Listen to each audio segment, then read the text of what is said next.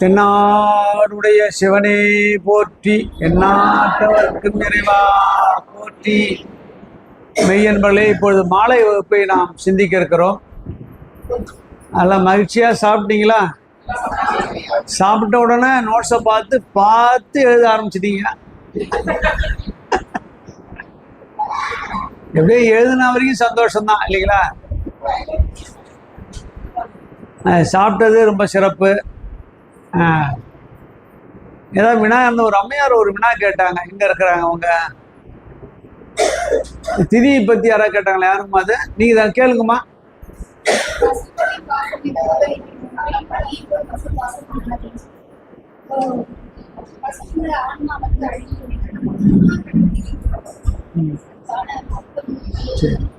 சரி, சந்தோஷம். நல்ல கேள்வி. என்ன கேள்வி கேட்குறாங்கன்னு பதில். பதி பசு பாசம் மூன்றும் ஆதி அற்றது, தோற்றக்கேடு இல்லாதது. அனாதினா தோற்றக்கேடு இல்லை, தோற்றமும் இல்லை கேடும் இல்லை. எதற்கு? பசுக்கு, பாசத்துக்கு, இறைவனுக்கு. பசுனா உயிர், உயிருக்கு தோற்றமும் இல்லை கேடும் இல்லை என்று இருக்கின்ற போது திதி ஏன் தரணும்? அது அழியாதது இல்ல, அழிந்த பொருளுக்கு தானே திதி தருவாங்க. இது அழியாததாச்ச அப்படின்னு அந்த அம்மையாரோட கேள்வி. சரிதானல? கேள்வி சரிதானே? ரொம்ப நல்ல கேள்வி, பாராட்டணும். இதை கொஞ்சம் சிந்திக்கிறீங்க போல தெரியுது இல்லையா?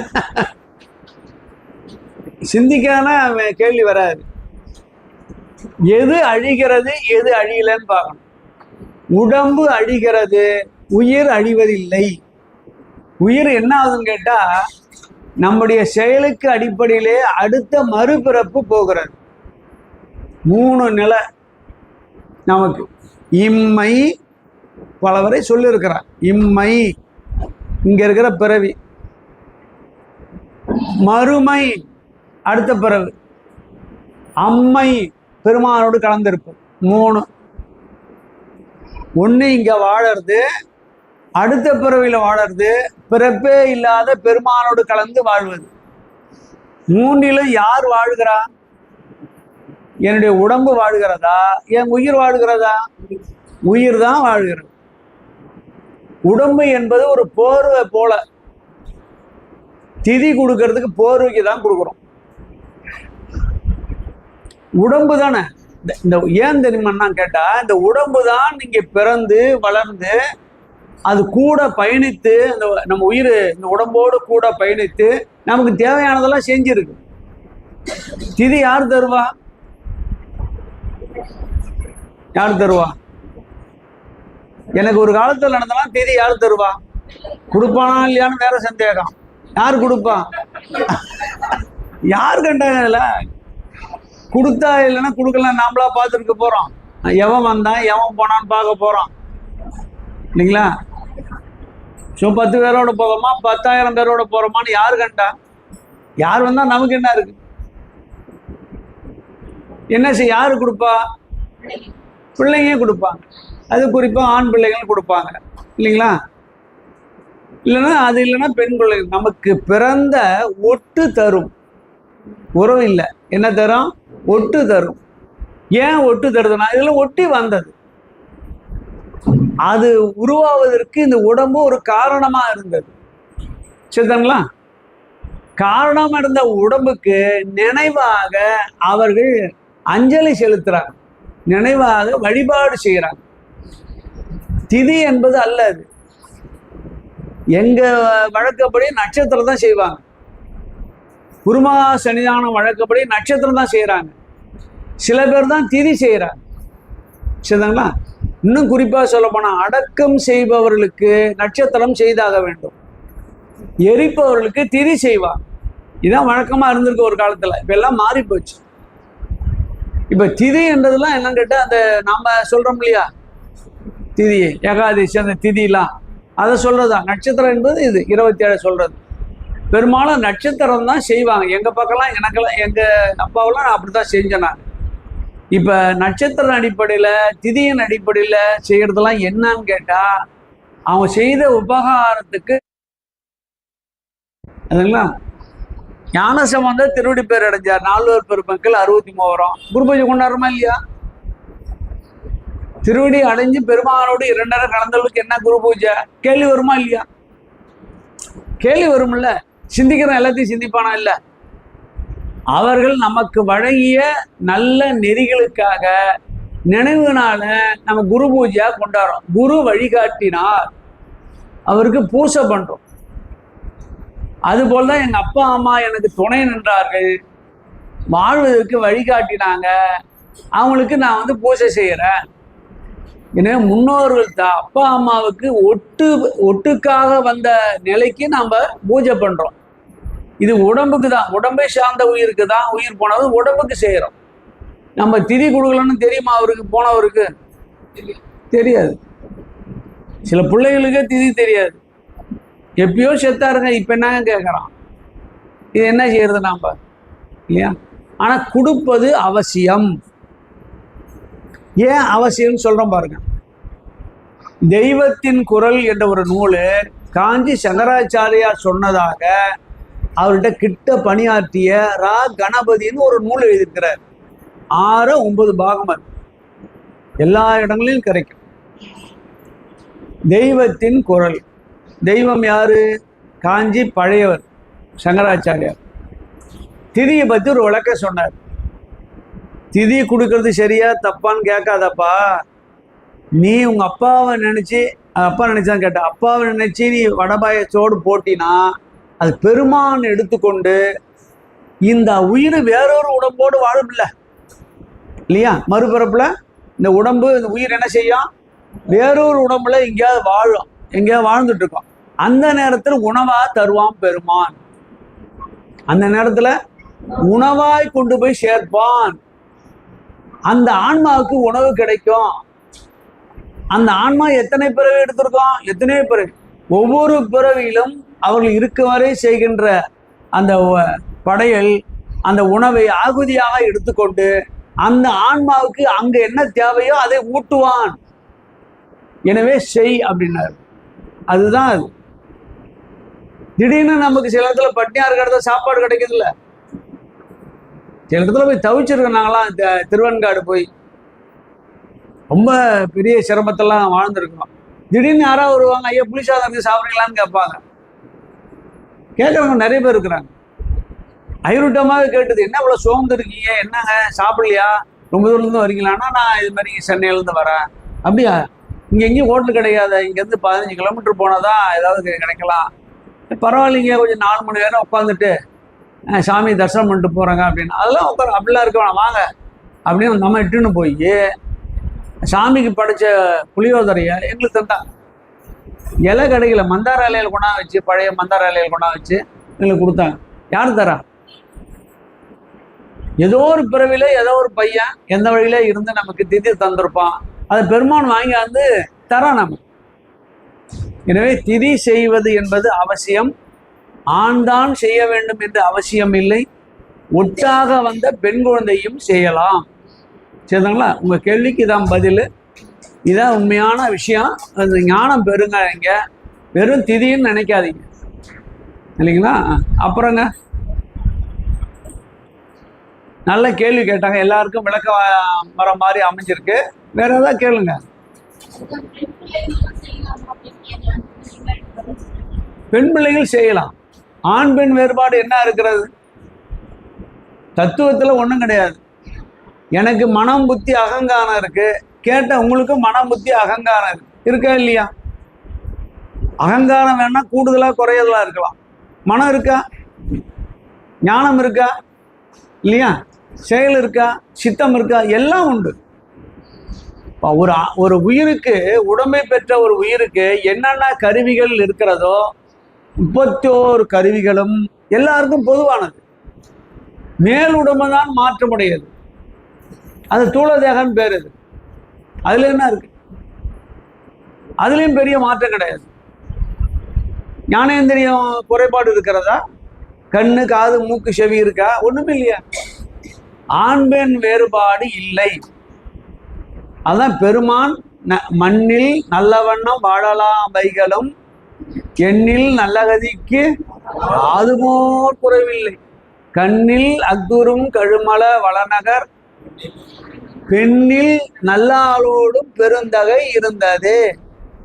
முதல்ல பெண்ணு. அதுதான் உமாதேவி உடனாகிய காசி விஸ்வநாதன் போடுறோம். முதல்ல யாரை குறிப்பிடுறோம்? அந்த அம்மா தான். ரொம்ப முக்கியமானதுங்க அது. அதுக்கு பிறகுதான் அந்த வார்த்தையே வந்தது. நமக்கு சமேத உடனாய என்றெல்லாம் வருவதற்கு இதான் காரணம். எனவே ஆண் பெண் வேறுபாடுகள் இல்லை, முதல்ல தெளிவுபடுத்திக்கணும். இதெல்லாம் உடல் கூறு சம்பந்தப்பட்டது தான். கண்மேந்திரத்தில் 2 உறுப்பு தான், அதை தவிர வேற ஒன்றும் கிடையாது. நம்ம விட அவங்களுக்கு தான் ஞானம் அதிகமாக இருக்கிறது.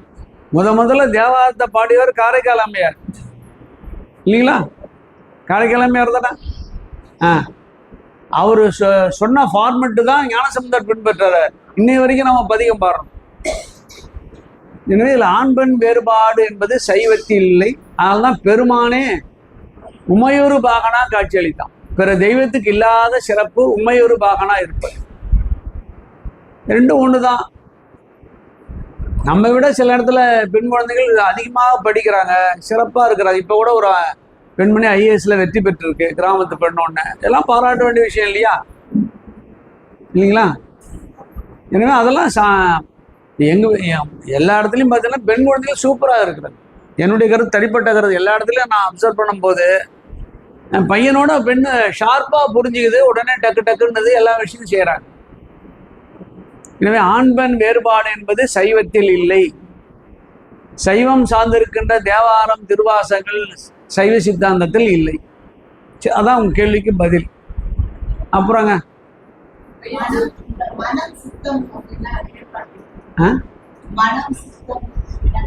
என்ன சொல்றாங்க?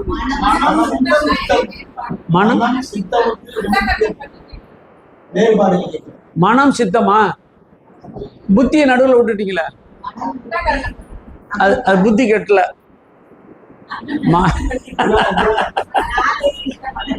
மனம் புத்தி அகங்காரம். விளக்கம் சொல்லட்டுங்களா? உங்க ஜென்மத்துக்கு மறக்க முடியாத உதாரணம் இருக்கு. என்னுடைய உதாரணம்லாம் உங்க ஜென்மத்துக்கு மறக்க முடியாது. எட்டனா மறப்பீங்களா? சில்லற கீழே வந்தா என்ன தெரியும்? முருகப்பெருமான கும்பிடும்போது என்ன தெரியும்? மறக்கவே மறக்காது. அது மாதிரிதான் நான் உணர்த்தணும் மக்களுக்கு. உதாரணத்தை விட உதாரணம் தான் நிற்கும். மனம் புத்தி அகங்காரம் என்ன செய்யுது? எனக்கு மனம் புத்தி அகங்காரம் உண்டு. உங்களுக்கு கேள்வி கேட்ட உங்களுக்கும் மனம் புத்தி அகங்காரம் உண்டு. இங்க இருக்கின்ற அத்தனை அடியாருக்கும் மனம் புத்தி அகங்காரம் உண்டு. மனம் என்ன செய்யும்? புத்தி என்ன செய்யும்?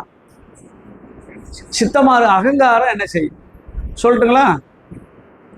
ஒரு காலத்துல பச்சை புடவை வாங்கி கொடுக்கணும்னு ஒண்ணு கிளப்பி விட்டாங்க. நினைவு இருக்கா? ஆமா ஆமா, எல்லாம் வாங்கியிருப்பீங்க. அதுதாங்க கஷ்டமா போச்சு.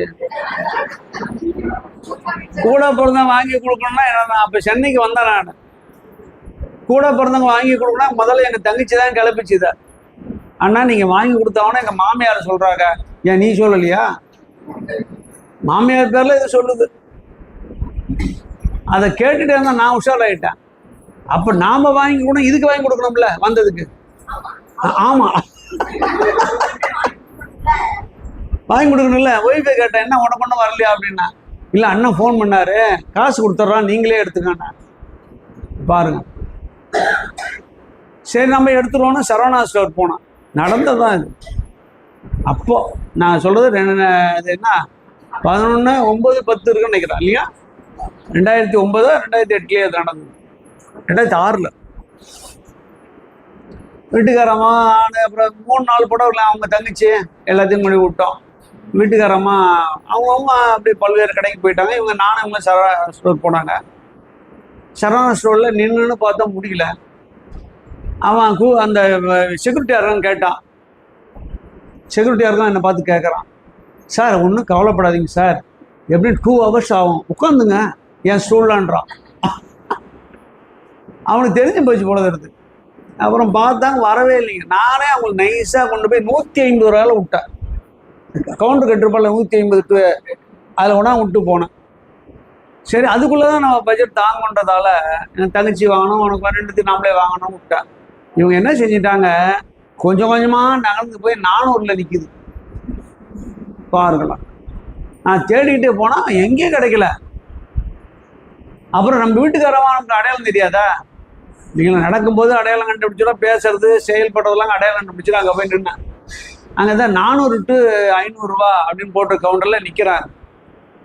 ஒரு வயசான ஒரு அம்மா, அது புடவை எடுத்து வந்திருக்கு. பச்சை புடவையை இப்படி காட்டி, முந்தானை காட்டி, பாப்பா இது நல்லா இருக்கா அப்படின்னு எங்கள் வீட்டுக்காரம்மா பார்த்து கேட்குது. நல்லா கவனிங்க, ரொம்ப முக்கியமான விஷயம் சொல்கிறேன். தேவாரத்தில் கிடையாது, எதுலேயும் கிடையாது. முந்தானையை தூக்கி இப்படி பாப்பா, எங்கள் வீட்டுக்காரம்மா பார்த்து, பாப்பா இது நல்லா இருக்கா அப்படின்னுச்சு. எங்கள் வீட்டுக்காரம்மா சொன்னாங்க, இதெல்லாம் ஒரு டிசைனாங்க, ஓல்டு ஃபேஷன். டக்குன்னு போட்டுருச்சு கீழே. எங்கள் வீட்டுக்காரம்மா கையை உள்ள விட்டு அதை எடுத்துக்கிட்டாங்க. நேராக ஏங்க அதான் அதான் ஆர்டர் பை த ஆர்டர் ஏங்க அப்படின்னாங்க. நான் என்ன செய்கிறேன், அந்த புடவையை சுற்றிக்கிட்டு போய் கவுண்டரில் போய் நின்றுக்கிட்டான். பணத்தை கட்டிட்டு வெளியே வந்துட்டான். ஒன்று தான் விளங்கலை, டிசைன் தான் சரியில்லைன்னு சொன்னீங்க, அதை ஏன் நீ எடுத்த? இல்லைங்களா? வருமா வராதா? எல்லாம் புரியுதுங்க சைவ சித்தாந்தத்தில். நுட்பமான விஷயம், குண்டலினி சக்தியே புரியுது, இந்த சக்தி புரியல. மன உளைச்சல் எனக்கு. டீ சாப்பிட அங்கே வந்து எல்லாம் சாப்பிடலாம் கேட்டால் எல்லாம் ஆனால் நம்ம சாப்பாடே சாப்பிடலான்னு, சாப்பாடு சாப்பிட்ற இடத்துல போய் இதை கேட்க வரதுக்கு கஷ்டமாக இருந்தது இல்லையா? நல்லா இருப்பானுன்ட்டு மாடி ஏறி ட்ரெயினுக்கு மாம்பழம் ஸ்டேஷனில் மேலே ஏறும்போது, நீ தான் இது பிடிக்கல, நீ ஏன் எடுத்தேன்னு கேட்டேன். இல்லை அப்படி சொன்னாதான் அது போடும், அதுதான் நல்லா இருந்தது, இது நல்லா இருக்குன்னு சொன்னால் அதை எடுத்துகிட்டு போட்டால் நான் எங்கே போய் தேடுறது? இதெல்லாம் ஷூட்டிங்கெல்லாம் உங்களுக்கு வராதுங்க. நான் என்னங்க செய்யறது? இதாங்க நடந்ததுங்க. இதில் அந்த அம்மா கேட்ட மனம், புத்தி, அகங்காரம் இருக்குங்க. நம்புவீங்களா நீங்கள்? பாருங்க, மனம் விரும்புது எதை? அந்த டிசைனை. மனம் என்ன செய்யும்? விரும்பும். எழுதிங்க, மனம் விரும்பும். புத்தி என்ன செய்யுது? பிளான் பண்ணுது. அந்த முந்தானையை காட்டின உடனே நல்லா இல்லைன்னு சொல்லு, பிளான் பண்ணி கொடுக்குதுங்க. அது வரைபடம் போட்டு காட்டுது. அப்படி சொன்னாதான் அது கீழே போடும், நீ எடுத்துக்கலாம் அப்படின்னு யாரு சொல்றது? புத்தி சொல்லுது. புத்தி திட்டமிடும். அகங்காரம் என்ன செய்யுது? சொல்ல வைக்குது, கீழே போட வைக்குது. எடுத்துக்கிட்டு ஏங்கன்னு எனக்கு கூட தெரியுது, நேராகவே பணத்தை எடுத்து வந்துடும். அது அகங்காரம் சொல்லுது, இந்த அகங்காரம் செயல்படுது. என்ன இருக்குதுல்ல? இப்ப பாருங்க, மனம் விரும்பும், புத்தி திட்டமிடும், அகங்காரம் செயல்படும். இதுக்கு மேல ஒண்ணு இருக்கு, அதான் சித்தம்னு பேரு. சித்தம் கண்காணிக்கும், இதெல்லாம் கண்காணிக்கும். ஓ இப்படிப்பட்ட ஆளை நீ அப்படி கண்காணிக்கும். கண்காணித்து வச்சுக்காது, அது அது ஒரு வினையில சேர்த்து வச்சுக்கும். அதாங்க இது சித்தம் தான் ஒருங்கிணைக்கும். சித்தம் சரியா இருந்தா மனம் சரியா இருக்கும். மனம் சரியா இருந்தா புத்தி ஒழுங்கா திட்டமிடும். புத்தி ஒழுங்கா திட்டமிட்டா அகங்காரம் சரியா செயல்படும். எங்க பாயிண்ட் இருக்கு? சித்தத்துல. அதுதான் சித்தத்தை சிவன்பாலே வைத்தார்க்கு மடியே, சித்தம் ஒருக்கி சிவாய நமயன. எல்லாம் அந்த பாட்டு வந்ததெல்லாம் காரணம் அதான். சித்தமலம் அறிவித்து சிவமாக்கி இணையாண்ட அத்தன். சித்தந்தான் பாஸ். ஆனா என்ன மாதிரி சைலண்ட் பாஸ், பவர் இல்லாத பாஸ். அது அப்படிதான் இருக்கும். சிவபெருமானை ஏத்துட்டீங்கன்னா பவர் உள்ளதா மாறிடும். புரியுதுங்களா? இப்ப புரிஞ்சுட்டீங்களாமா? உங்க மனம் என்ன நினைக்குது? இதை ஏன்டா கேட்டோம்னு நினைக்கும். புத்தி என்ன நினைக்கும்? சரியான விஷயம் சொன்னான்னு நினைக்கும். அகங்காரம் என்ன செய்யும்? தொடர்ந்து வகுப்பு வரும்னு சொல்லும். சொல்லுதா? அப்புறம் சொல்லுங்க.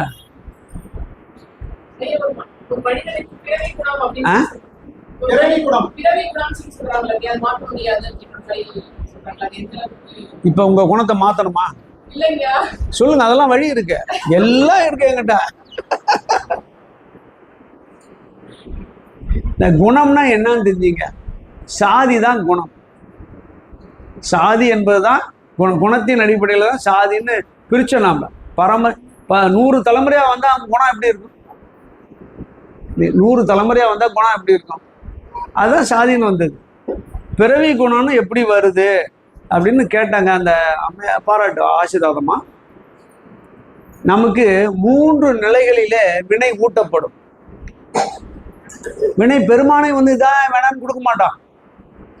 உங்களை சுத்தி முதல்ல கிரவுண்ட் அமைப்பான். தப்பு செய்யறது என்ன செய்வான்? நல்லதுங்க தான் சுத்தீரம் வைப்பான். ஒருத்தனை கெடுக்கணும்னா கூட இருக்கணும், முதல்ல நீக்கணும், அவன் தனி ஆளா மாறணும். அதுக்காக பெருமான் என்ன செய்யறான்னு கேட்டா 3 பதிவுகளை உண்டாக்குறான். குறிப்பா 2 பதிவு. மரபு பதிவு, மரபின் வழியில சில குணங்களை வைக்கிறான். மரபு வழியாக வருகின்ற குணங்கள், அது பேரு மரபு பதிவு. அதில் தான் நிறம் வருது, அதில் தான் குணம் வருது, அப்பா அம்மா கிட்ட இருந்து குணம் வருது. என்னதான் நீங்க மேலோட்டமா நடிச்சாலும் உள்ளுக்குள்ள தான் இருக்கும். எப்பயாவது ஒரு முறை வெளிப்பட்டுரும், அந்த குணம் வெளிப்பட்டுரும். சரிதாங்களா? என்ன முதல்ல என்ன வைக்கிறான்? மரபுல கொண்டு போய் வினைய வைக்கிறான். வச்சுட்டானா இது வெளியே வந்துடுது. ரொம்ப ஜாக்கிரதையா புரிஞ்சுக்கிட்டு வாழுது. இது தப்பு பண்ணி வினையை கூட்டணும் இல்ல, அதுக்காக சூழல் அமைக்கிறான். 2வது சூழல் பதிவு. 2வது என்ன? சூழல் பதிவு. தப்பு செய்யற மாதிரி சூழலை உருவாக்குறாங்க. என்ன செய்வீங்க நீங்க? ஆத்திரம் வர மாதிரி சூழலை உருவாக்குவான் இல்லைங்களா? வீட்டுல இருந்து சவுண்ட் அதிகமா வந்தா என்ன அர்த்தம்? என்ன அர்த்தம்? நான் உன்னை கட்டிட்டு வந்தேன், என்ன சவுண்ட் விடுறேன்னு கேட்போம்ல? கேட்கக்கூடாது. பெருமான் தான் சூழலை உருவாக்குறான் தப்பு செய்யணும். நீ ஏடகடமா பேசணும், அப்புறம் மாட்டிக்கணும், அது கோச்சிட்டு அம்மா வீட்டுக்கு போகணும், சாப்பாட்டுக்கு இல்லாமல் லாட்ரி அடிக்கணும், சரி வந்தா போதும் தவம் இருக்கணும், இப்படிலாம் பண்ணிடும். எவ்வளோ கஷ்டம் நமக்கு. வினையை ஊட்டிட்டானா அப்ப நாம் என்ன செய்யணும்? சூழல் தான் முதன்மையானது. தீமையான சூழலை, தப்பு செய்யும் சூழலை உங்களுடைய பலவீனத்தை அடிப்படையாக வைத்து கொண்டு சூழல் செய்வான். மாட்டிக்கணும். நீங்க நம்முடைய மரபு சரியா இருந்தா சூழலை சமாளிச்சிடும். என் தம்பியை நானும் கிராமத்துல இருந்து ஸ்கூலுக்கு போயிட்டு வரும்போது 11th, அப்போல்லாம் 11th தான் பாஸ் பண்ணிட்டோம். எங்க பையன் அப்பதான் வந்து 9th படிக்கிறான் தம்பி. பேப்பர் வாங்குறது எங்க ஊர்ல இருந்து அங்கே தான் சைக்கிளில் போய் ஆகணும். பக்கத்து டவுனுக்கு போய் பேப்பர் வாங்கிட்டு வரணும். தொடர்ந்து போவான். போனாப்புல சொல்லிட்டுனா நான் ஏமாந்த கதை தெரிஞ்சு போச்சா உங்களுக்கு? நோட்டு மாற்றும் போது எங்கள் பையன் தப்பிச்சுட்டு நான் சொன்னோன்னா திருத்திட்டான். நோட்டை நீ மாற்றிக்காதரா வம்புடான்னு. சூழல் பதிவு. சூழல் என்ன செய்யுது? வறுமையை பேஸ் பண்ணி தப்பு செய்ய தூண்டும். ஆனால் மரபு வழியா இருக்கின்ற பண்பாடு காப்பாற்றிடும். சரிதாங்களா? 2 ஆச்சு.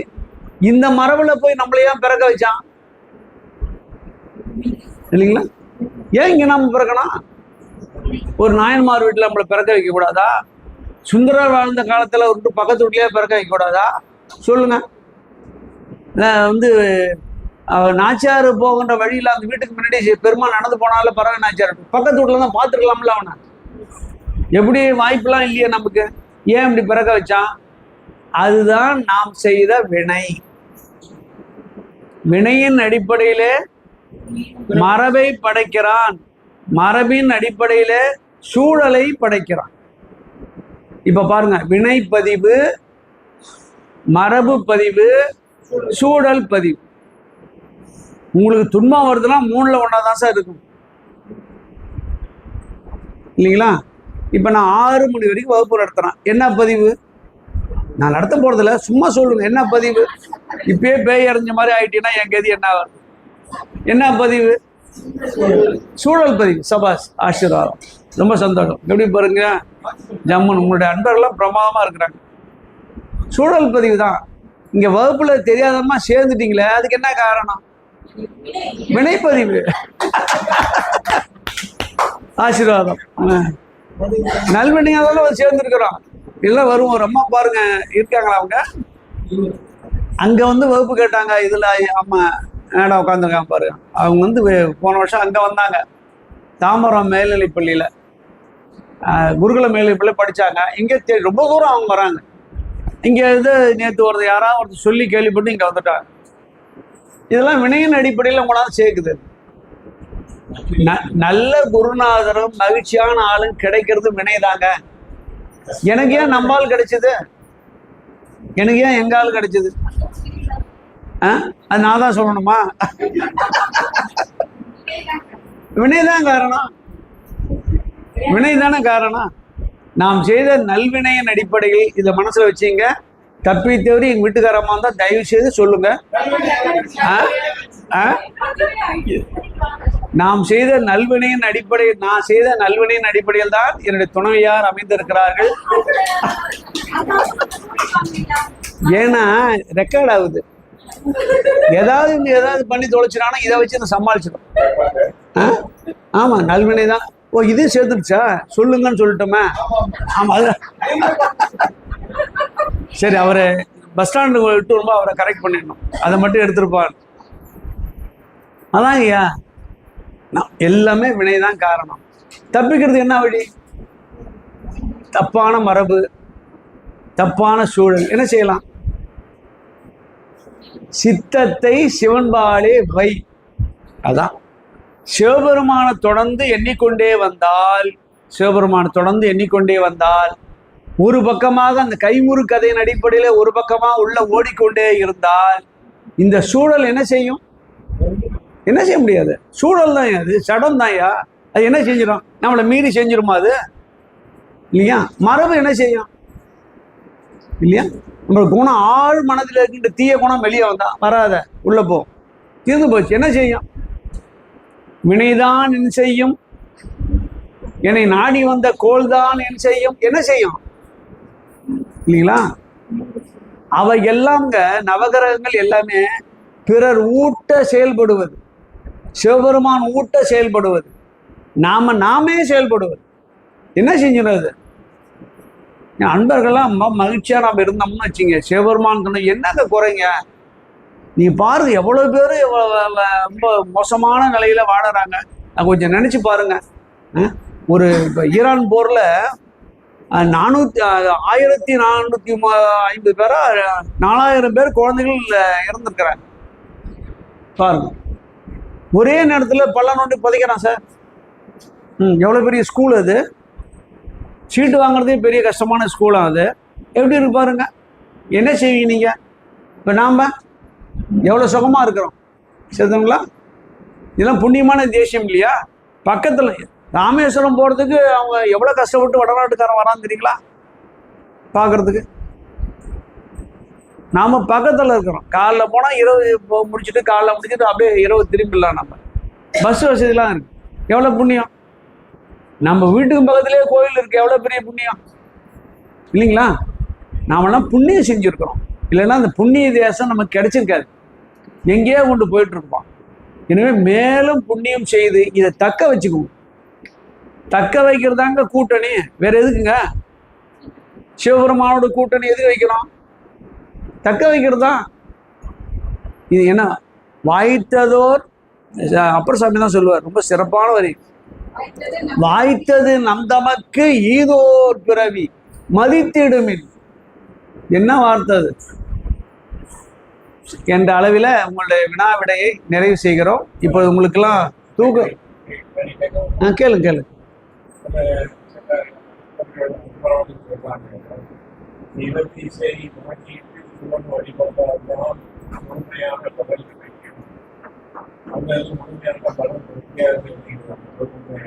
தீட்சை வாங்கிட்டு தான்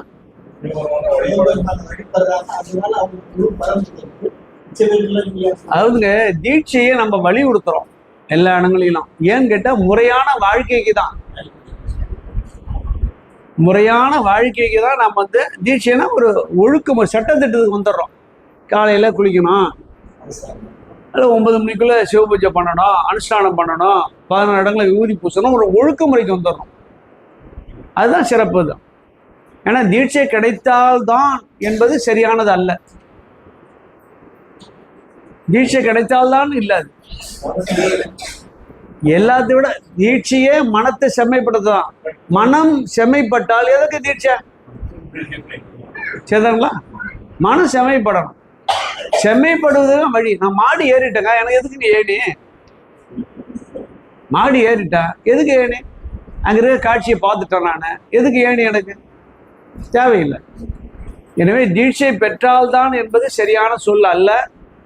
தீட்சை பெறுவது நமக்கு படிநிலைக்கு முன்னேற்றம் தான். நீ 1ஆம் கிளாஸ் வந்து படிச்சுடுவான்னு சொல்கிறோமே, எதற்கு? முன்னேற்றம் தான். படிக்காதவங்க எத்தனை பேர் வரகவியாக இருக்கிறாங்க இல்லைங்களா? பள்ளிக்கூடத்தே போவாதவங்க எத்தனை பேர் மனம் அமைச்சிருக்கிறாங்க, எவ்வளோ சிறப்பாக வாடுறாங்க, எவ்வளோ நூல் எழுதியிருக்கிறாங்க, என்ன படிச்சிருக்காங்க அவங்க? நிறைய பேர் ரொம்ப சிறப்பாக இருக்கிறாங்களா? எனவே இது தீட்சை என்பது ஆன்மீகத்தில் ஒரு படிநிலை, அவ்வளோதான். அது அதனால்தான் என்பது சரியில்லை. படிநிலையை நீங்க தான் குருநாதர்கிட்ட போக வேண்டியதா? நான் படிநிலையை நானே சொல்றேன் உங்களுக்கு.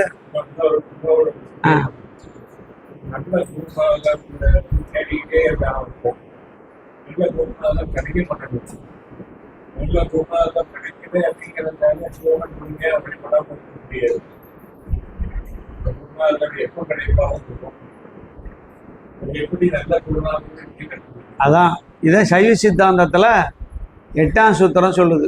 தம்முதல் குருவுமாய் தவத்தினில் உணர்த்த. நீங்க தவம் செய்து பெருமானை வேண்டினால் நல்ல குருநாதர் கிடைப்பார். அதுக்கும் பெருமானை வேண்டணும். போலியா வந்து மாட்டினா நாம் என்ன செய்யறது? ஒரு நித்யானந்தா வந்து மாட்டினா நான் என்ன செய்வேன்? ஒரு பிரேமானந்தா எல்லாம் ஆனந்தானந்தான் வந்துட்டு நாம மாட்டோம், என்ன செய்யறது? நமக்கு திருமூலர் தான் நமக்கு குருநாதர். அவர் சொல்றதுதான் வேத வாக்கு. வேற என்ன இருக்கு? சொல்லியவனே நடந்தாலே போது மாட்டேன். என்னன்னு உங்க கேள்விக்கு பதில் என்னன்னு கேட்டா, அது மானசீகம் உங்களுடையதுதான். அது குருநாதரை, நல்ல குருநாதர் மானிட சட்ட தாங்கி முட்ட வர வேண்டும் என்று சொன்னால் பெருமானை வேண்டணும். பெருமான் திருவருள் இன்றி ஒரு குருநாதர் நமக்கு கிடைக்க மாட்டார் இல்லைங்களா? வினை அவ்வளவு இருக்கிறது. நமக்கு ஏற்ற மாதிரி ஒரு குருநாதர் வந்து நமக்கு ஏற்ற மாதிரி சொல்லணும் இல்லைங்களா? ஏற்ற மாதிரி சொல்லணும், இல்லை மனசுல தைக்கிற மாதிரி அந்த உபதேசம் இருக்கணும். இல்லைன்னா எப்படி அந்த ஆன்மா திருந்தோம்? முதல்ல நம்ம நிலைமை, அதுக்கு பிறகு நம்ம நிலைமைக்கு ஏற்ற மாதிரி குருநாதரை உணர்ந்து, சிவபெருமான் உணர்ந்து ஒரு ஆளை அனுப்புவோம். முதல்ல மானிட சட்டை தாங்கி தான் வருவான், மனிதர் தான் முதல்ல வருவான். மானை பிடிக்கிறதுக்கு காட்டுல என்ன செய்வாங்க? ஒரு மானை கட்டி வச்சிருப்பாங்க மரத்துல. ஒரு குட்டி இருக்குன்னு நினைச்சிட்டு மான் வரும், டக்குன்னு அதை பிடிச்சிடும் வலையை விரிச்சு. அப்படித்தானே? மானை காட்டி மானை பிடிப்பதை போல, யானையை காட்டி யானையை பிடிப்பதை போல ஒரு மனிதனை காட்டி நம்மை பெருமான் பிடிப்பான். ஒரு நாள் வருவான், எங்கே இருந்து ஒரு ஆள் வந்து நம்மளை நெறிப்படுத்துவான். அதெல்லாம் ஒரு நிமிடத்துல நடக்குங்க, ஒரே ஒரு சொல்ல நடக்கும். சரி, இப்ப பார்ப்போம். நீ இன்னும் பித்தலாட்டத்தை விடலையா?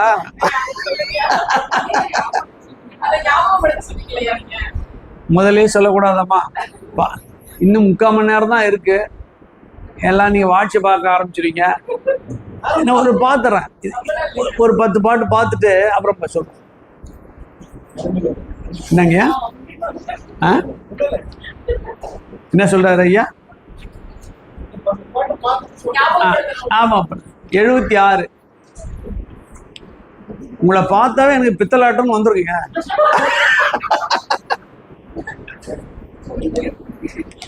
அது பித்தலாட்டம்னு செய்தி சொல்றதுக்கு நினைவு வந்துடும். இப்ப பார்ப்போம் 76வது பாட்டு. சதாசிவ தத்துவம் முத்தமிழ் வேதம். என்னுடைய திருமந்திரத்துக்கு என்ன தெரியுமா பேரு? என்ன தத்துவம்? அது சைவ சித்தாந்தம். இது சதாசிவ தத்துவம், பெருமான் திருவுருளால வந்த சதாசிவ தத்துவம், முத்தமிழ் வேதம். மீதா சனித்திருந்தேன், ரொம்ப கடுமையான வார்த்தையை போடுறாரு. மிகவும் மீதா சனித்திருந்தேன். சனியாது இருந்தேன்னா மிகவும் நுகர்ந்திருந்தேன். இரண்டாவது வரைக்கும் பொருள் என்ன? மிகவும் நுகர்ந்திருந்தேன். நின்ற காலம், உடம்போடு இருந்த காலம் வரை நான் பெருமானே உன்னுடைய தத்துவத்திலே நான் நின்றிருந்தேன், கலந்திருந்தேன், சலியாது நின்றேன், மிகவும் நுகர்ந்தேன். மீதா சனியாது என்பது மிகவும் நுகர்ந்து. ஈதா சனியாது இருந்தேன், அது ரொம்ப முக்கியமானது. மனம் நீங்கி புறம் கூறாமல் இருந்தேன், வேறு விதமான எண்ணங்கள் இன்றி இருந்தேன். இதா சனியாது என்று கேட்டால் என்ன பொருள் கேட்டா, வேறு விதமான எண்ணங்கள் இன்றி புறம் இன்றி இருந்தேன், அகத்தோடு கூடிய நான் நினைச்சேன். உதா சனியாது உடனே உணர்ந்தோமால், இதை உள்ளுக்குள்ளே வைத்து கொண்டு நானும் என் உடலும் ஒன்னா சேர்ந்து இணைந்து நின்று மனமை மொழிகளால் சதாசிவ வேலத்தை மனதிலே வாங்கி கொண்டு நான் இருந்தேன், காயம் நின்ற காலம் வரை இருந்தேன் அப்படின்றார். அடுத்தது ஒரு பாட்டு தான், இது ரொம்ப 79, உங்களுக்கு எல்லாம் தெரிஞ்ச பாட்டு தான்.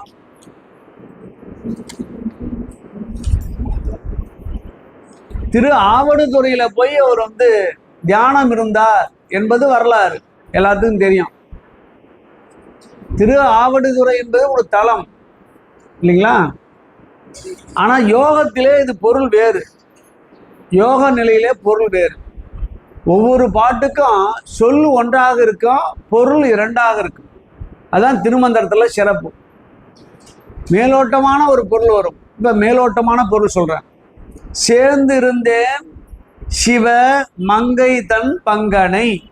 மங்கை தன் பங்கன் யாரு? சிவபெருமான். ரெண்டு பேரும் சேர்ந்து இருக்கின்ற ஒரே திருமேனியுடைய உமா மகேஸ்வரி போன்று இருக்கின்ற சோமாஸ்கந்தரால இருக்கின்ற சிறப்பு நிலை. சோமாஸ்கந்தர் 3 பேர், இவங்க 2 பேர். சேர்ந்திருந்தேன் சிவன் ஆவடு தண்டுரை. திருவாவடுதுறையில நான் சேர்ந்திருந்தேன், போய் அங்க போய் சேர்ந்துட்டேன். சேர்ந்திருந்தேன் சிவ போதி நிழலில். போதினா அரச மரம். இங்க அரச மரம்ன்றான். புத்தர் பெற்ற அரச மரத்தை போதி மரம்னுவாங்க. போதினா உணர்த்துதல், உணர்தல். இங்க வந்த பிறகு இந்த விஷயத்த உணர்ந்துக்கிட்டேன் அப்படின்னு நினைப்பீங்கல்ல. இங்க வந்த பிறகு இந்த செய்தி எனக்கு தெரிஞ்சது சார் அப்படின்னு நினைக்கிறது தான் போதி. அந்த போதி மரம் இங்கன்னா அரச மரம். அரச மரத்துல நீழலில் நான் நீண்ட காலம் இருந்தேன். சேர்ந்திருந்தேன் சிவன் நாமங்கள் ஓதியே.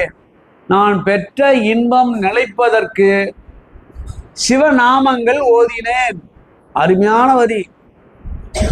நீங்கள் பெற்ற செல்வம் நிலைக்க வேண்டுமானால் சிவநாமங்கள் ஓத வேண்டும், இல்லைன்னா நிலைக்காது. இருப்பது போல இல்லாத போல மாறிவிடும். இருப்பது போல நினைப்பீங்க, காணல் நீராக மாறிடும். அதை பாருங்களேன். சிவ நாமங்கள் ஓதியே. நான் 12 காலம் இந்த மரத்தின் அடியிலே இருந்து கொண்டு சிவநாமங்களை ஓதிக்கொண்டே இருந்தேன். அதன் அடிப்படையில் தான் எனக்கு தெரிஞ்ச திருமந்திரத்தை சொன்னேன் அப்படின்னு பின்னாடி வர பாட்டில் சொல்றார். இப்போ ஒரு விஷயம் இருக்க பாருங்க, பொதுவான விஷயம். சிவபெருமானும் பார்வதி தேவியும் சேர்ந்து இருக்கின்ற இடத்த நான் போய் நின்னேன், சேர்ந்து நின்று ஆசி பெற்றேன். அப்புறம் நேராக கீழே திருவாவடுதுறைக்கு வந்தேன். திருவாவடுதுறைக்கு நடுவில் இருக்கின்ற கோயிலில் இருக்கின்ற அந்த போதி மரத்தில் இருந்தேன், சிவநாமங்கள் ஓதினான். இதான் பாட்டு பொருள். வேறொரு பொருள் இருக்கிறது. அது என்ன பொருள் சொல்ல பாருங்க. திரு ஆவடு தண்டு உரை. திரு எழுதுங்களாப்பா புரியும். திரு ஆ அடு தண்டு உரை. ஆனா பசு, அடுனா சேர்தல்.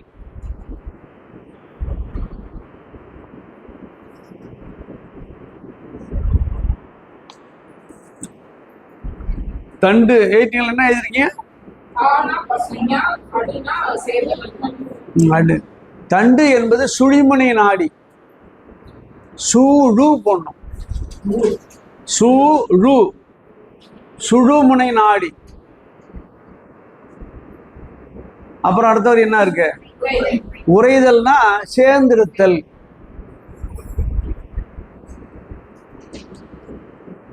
இப்ப பாருங்க, இதான் முதல்ல யோகத்தை சொல்றாரு இந்த இடத்த. இது வரைக்கும் நீங்கள் அறியாத ஒரு விஷயம் யோகம்தான். இப்போ நம்ம உடம்புல உச்சந்தலையிலிருந்து கீழே இறங்குகின்ற நாடி 72,000. 72,000 நாடி மேலே இருந்து கீழே இறங்குது. கீழே இருந்து ஒரு நாடி தான் மேலே போகுது. இதுதான் இதனுடைய நிலை. அதுதான் 72,000 ஆணை அடிச்சான் சிதம்பரத்துல. மேலே இருந்து கீழே இறங்குகின்ற நாடிகள் 72,000. கீழே இருந்து மேலே போற ஒரே நாடி சுழு முனை நாடி. இது எங்கிருந்து கீழே இருந்து மேலே போகுது என்று கேட்டால் முதுகுத்தண்டில இருந்து போகிறது. முதுகுத்தண்டில இருந்து பிடரி வந்து நெற்றிக்கண் வந்து உச்சந்தலைக்கு போகுது. இதுதான் முக்கியமான இடம். அதெல்லாம் யோகம் நடத்தும் போது பெரிய படமே வச்சிருக்கிறேன், கொண்டாந்து உங்களுக்கு காட்டுறேன், நீங்க பார்த்துக்கலாம். அதில் இப்போ முதுகுத்தண்டின் ஓரமா போகுது பாருங்க. முதுகுத்தண்டின் ஓரமா போகுது இல்ல, அது சூழ்ந்து இருக்கின்ற முனைய உடைய நாடின்னு பேர். யாரை சூழ்ந்து இருக்குன்னா முதுகுத்தண்டை சூழ்ந்து இருக்கு. வளைஞ்சு வளைஞ்சு மேலே போகுது. இதுதான் பின்னாடிலாம் வேற விதமா காட்டினாங்க. இப்ப எங்க போகுது? பிடரி வந்து உச்சநிலைக்கு போயிடுது. கீழே இருந்து மேலே போற ஒரே நாடி அதுதான், இல்லைங்களா? இப்ப என்ன சொல்றாரு? நான் சுழிமனை நாடிய பிடிச்சேன். திரு ஆனா என்ன? பசுவாகிய திருமூலன் ஆடு என்னோடு சேர்ந்து இருக்கின்ற ஆடு. அடுத்தது தண்டு, முதுகுத்தண்டில இருக்கின்ற சுழு முனை நாடி, அதை நான் பிடிச்சேன். இப்ப புரியுதுங்களா? யோகத்தில கீழே இருந்து மேலே போகின்ற நிலை என்னன்னு கேட்டா குண்டலினி சக்தி எழுப்புற முறை. அது உள்ளே இருந்து மேலே கொண்டு போகும். நாமளே அதை உணரலாம். 3 இடத்துல தடைப்படும். அதெல்லாம் குருநாதர் சரி பண்ணுவார். சரி பண்ற மந்திரங்கள் இருக்கு. நேரா உச்சந்தலைக்கு வந்துடும். உச்சந்தலையில ஒரு சின்ன ஒரு துவாரம் இருக்கிறது. துவாத சாந்தம்னு பேர். நமக்கு 2 பள்ளம் உடம்புல. உச்சி பள்ளம் ஒண்ணு, கீழ்பள்ளம் ஒண்ணு. பிறக்கும் போது உச்சியில இருக்கின்ற பள்ளம் திறந்து இருக்கும். அம்மா வயிற்றுல இருக்கும் போது அம்மாவிட்ட இருந்து வெளியே வருகின்ற கணத்தில் மேல முடியணும், கீழே திறந்துடும். நம்ம வந்துட்டோமா? இப்ப எது மூடி இருக்கு? உச்சி மூடி இருக்கு. என்ன சொல்றாரு யோகத்துல சித்தர்கள்? இது சித்தர்களுடைய தலைவர். கீழே மூடி மேல திறந்தா நம்முடைய ஆற்றல் மேலே போய் நிற்கும். 12 அங்கலம் நிற்கும். எத்தனை அங்கலம்? 12 அங்கலம் நிற்கும். அதான் யோகத்துடைய பெரிய நிலை. 12 அங்கலத்துக்கு மேலே சிவபெருமானும் பெருமாட்டி சேர்ந்து வந்து திருவடியை சூட்டுவாங்க. இணையா திருவடி தலைமேல் வைத்தலுமே துணையான சுற்றங்கள் அனைத்தும். அதான் அங்கிருந்து மேல சூட்டுவான், திருவடியை சூட்டுறான். எத்தனை அங்கலத்துல? இந்த 12 அங்கலம் குரு மண்டலம்னு பேர்.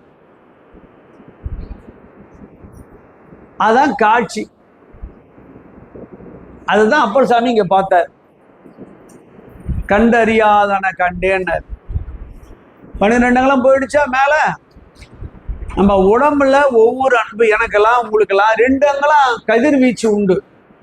2 அங்கலத்துல யாராவது போனா பக்கத்துல யாரோ வர மாதிரி கண்டுபிடிச்சிருவோம். யாரோ வராங்க, ஏதோ வருது அப்படின்னு கண்டுபிடிச்சிருவோம். நமக்கு சாதாரணமா 2 அங்கலம் தான். யோகத்திலே அது 12 அங்கலமாக மாறும். சுத்தியும் உடம்பு பூரா மாறும். அப்படிதான் வள்ளலாருக்கு மாறும். அதான் ஒளி பிழம்பு வெளியே பட்டது. பார்த்து யாராவது எதை நினைச்சிருவாங்கன்னா வெள்ளை ஆடை போட்டு மூடினார்.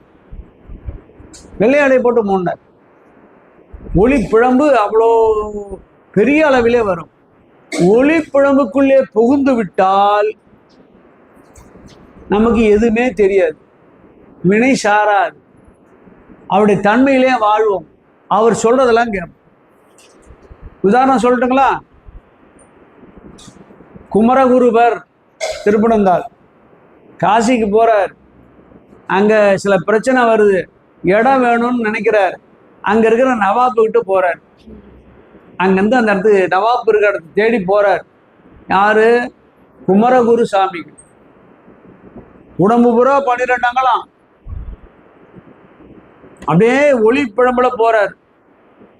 அங்கே ஒரு சிங்கம் இவரை தாக்க வருது. இவர் திரும்பி பார்த்துட்டு மாட்டு போறார். சிங்கம் தாக்க வந்து கிட்ட உள்ள பூந்துருச்சு, 12 அங்கலத்துல மாட்டிச்சு. இப்ப அதோட அகங்காரம் போச்சா, விருப்பம் போச்சா, மனம் போச்சா?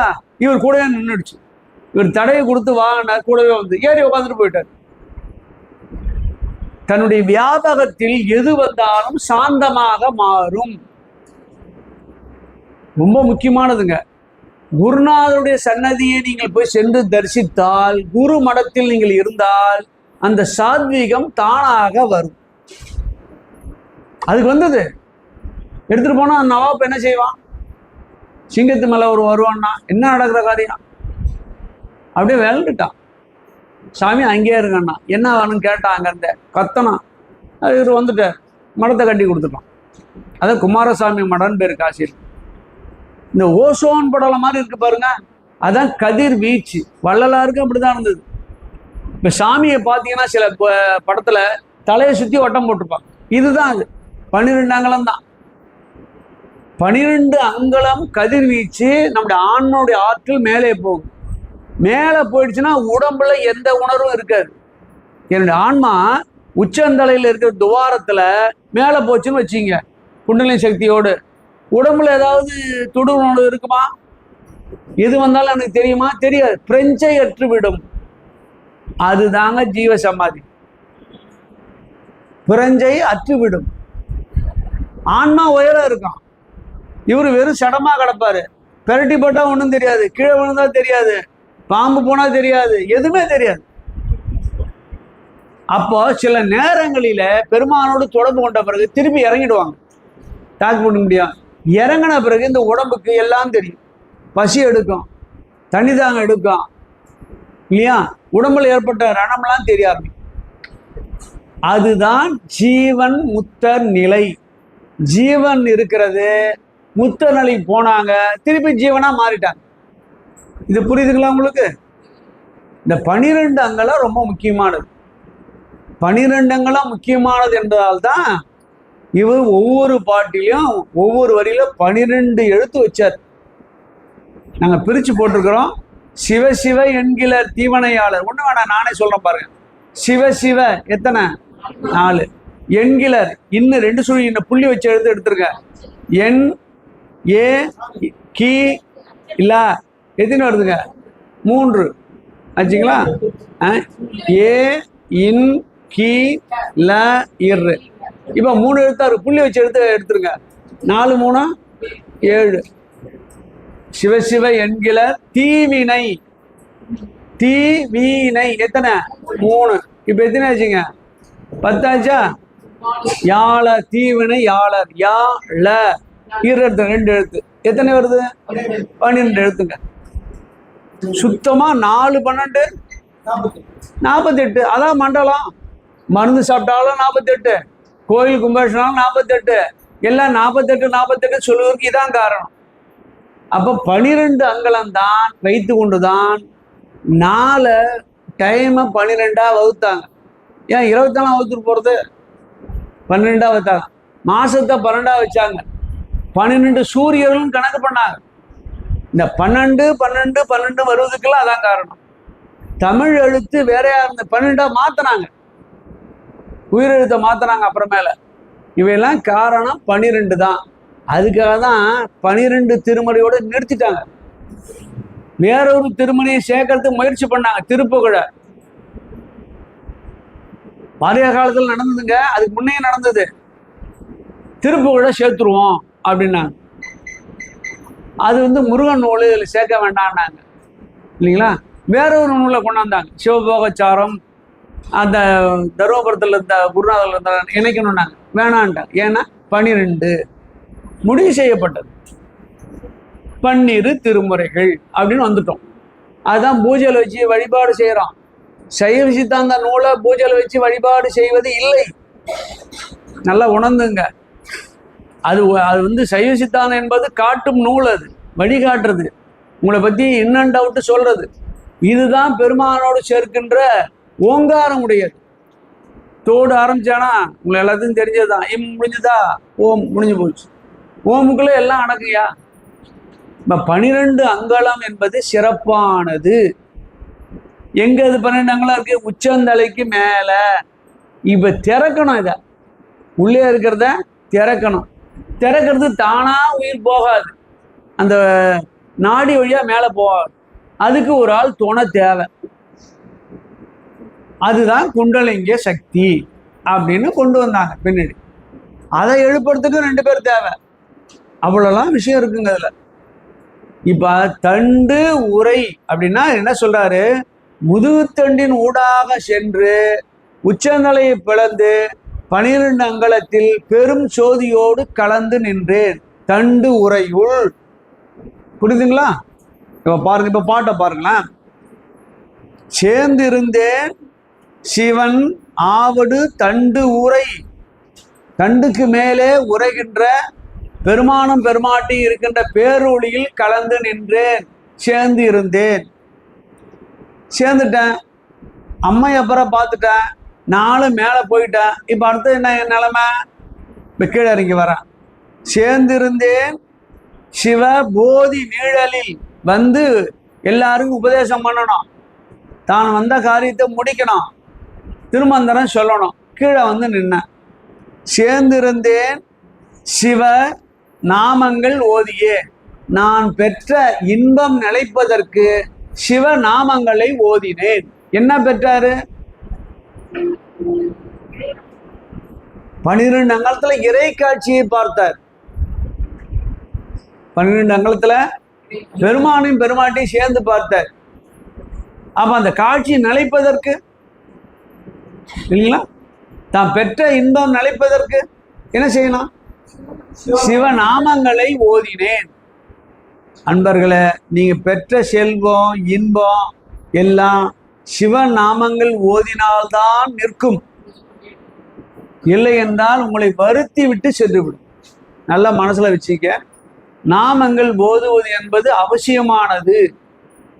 இந்த தண்டு உரையை பத்தி பின்னாடி 4ஆம் தந்தரம் 5ஆம் தந்தரத்துல விளக்கமா சொல்றார். எப்படி யோகம் செய்யலாம்னு சொல்றார், எப்படிலாம் யோகம் சொல்லலாம் அப்படின்றத நான் விளக்கமா உங்களுக்கு கொஞ்சம் கொஞ்சமா அதை கொண்டு போய் சொல்றேன். நான் இப்போ ஒரு அவுட்லைனா வச்சுங்க. உச்சந்தலையில 12 அங்கலத்துல பெருமான் ஜோதியாக உருவம் தாங்கி வருவான். அதுதான் அருப்பெருஞ்சோதினாரு. உச்சந்தலையில பார்த்ததான் அருப்பெருஞ்சோதி அருப்பெருஞ்சோதினாரு. எல்லாம் ஒண்ணுதான். அருப்பெருஞ்சோதி என்பது திருமந்திரத்துல போன வார்த்தை. திருமந்திரத்துல எல்லா விஷயமும் இருக்கிறது. இன்னும் உள்ள நீ போகின்ற பார்த்தா உடம்புல இருக்கிற சக்கரங்கள் எப்படி ஆக்டிவேட் பண்றது, எப்படி உயர்த்துது, என்ன வேலை செய்யுது, நமக்கு எந்த நேரத்துல எது நடக்கும் எல்லாம் தெரிஞ்சிருங்க. எல்லாம் கரெக்டா தெரிஞ்சு உள்ளுக்குள்ளே வந்து பெருமான உணர்த்திடுவான். இது இயல்பான நிலை. அதுதான் இந்த பாட்டு சொல்றாரு. ஒரு முக்கியமான செய்தி அடுத்த பாட்டுக்கு அடுத்த பாட்டு 81.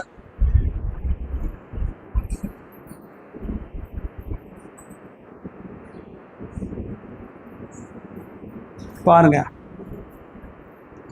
கடைசி 2 வரையும் முதல்ல பார்ப்போம்.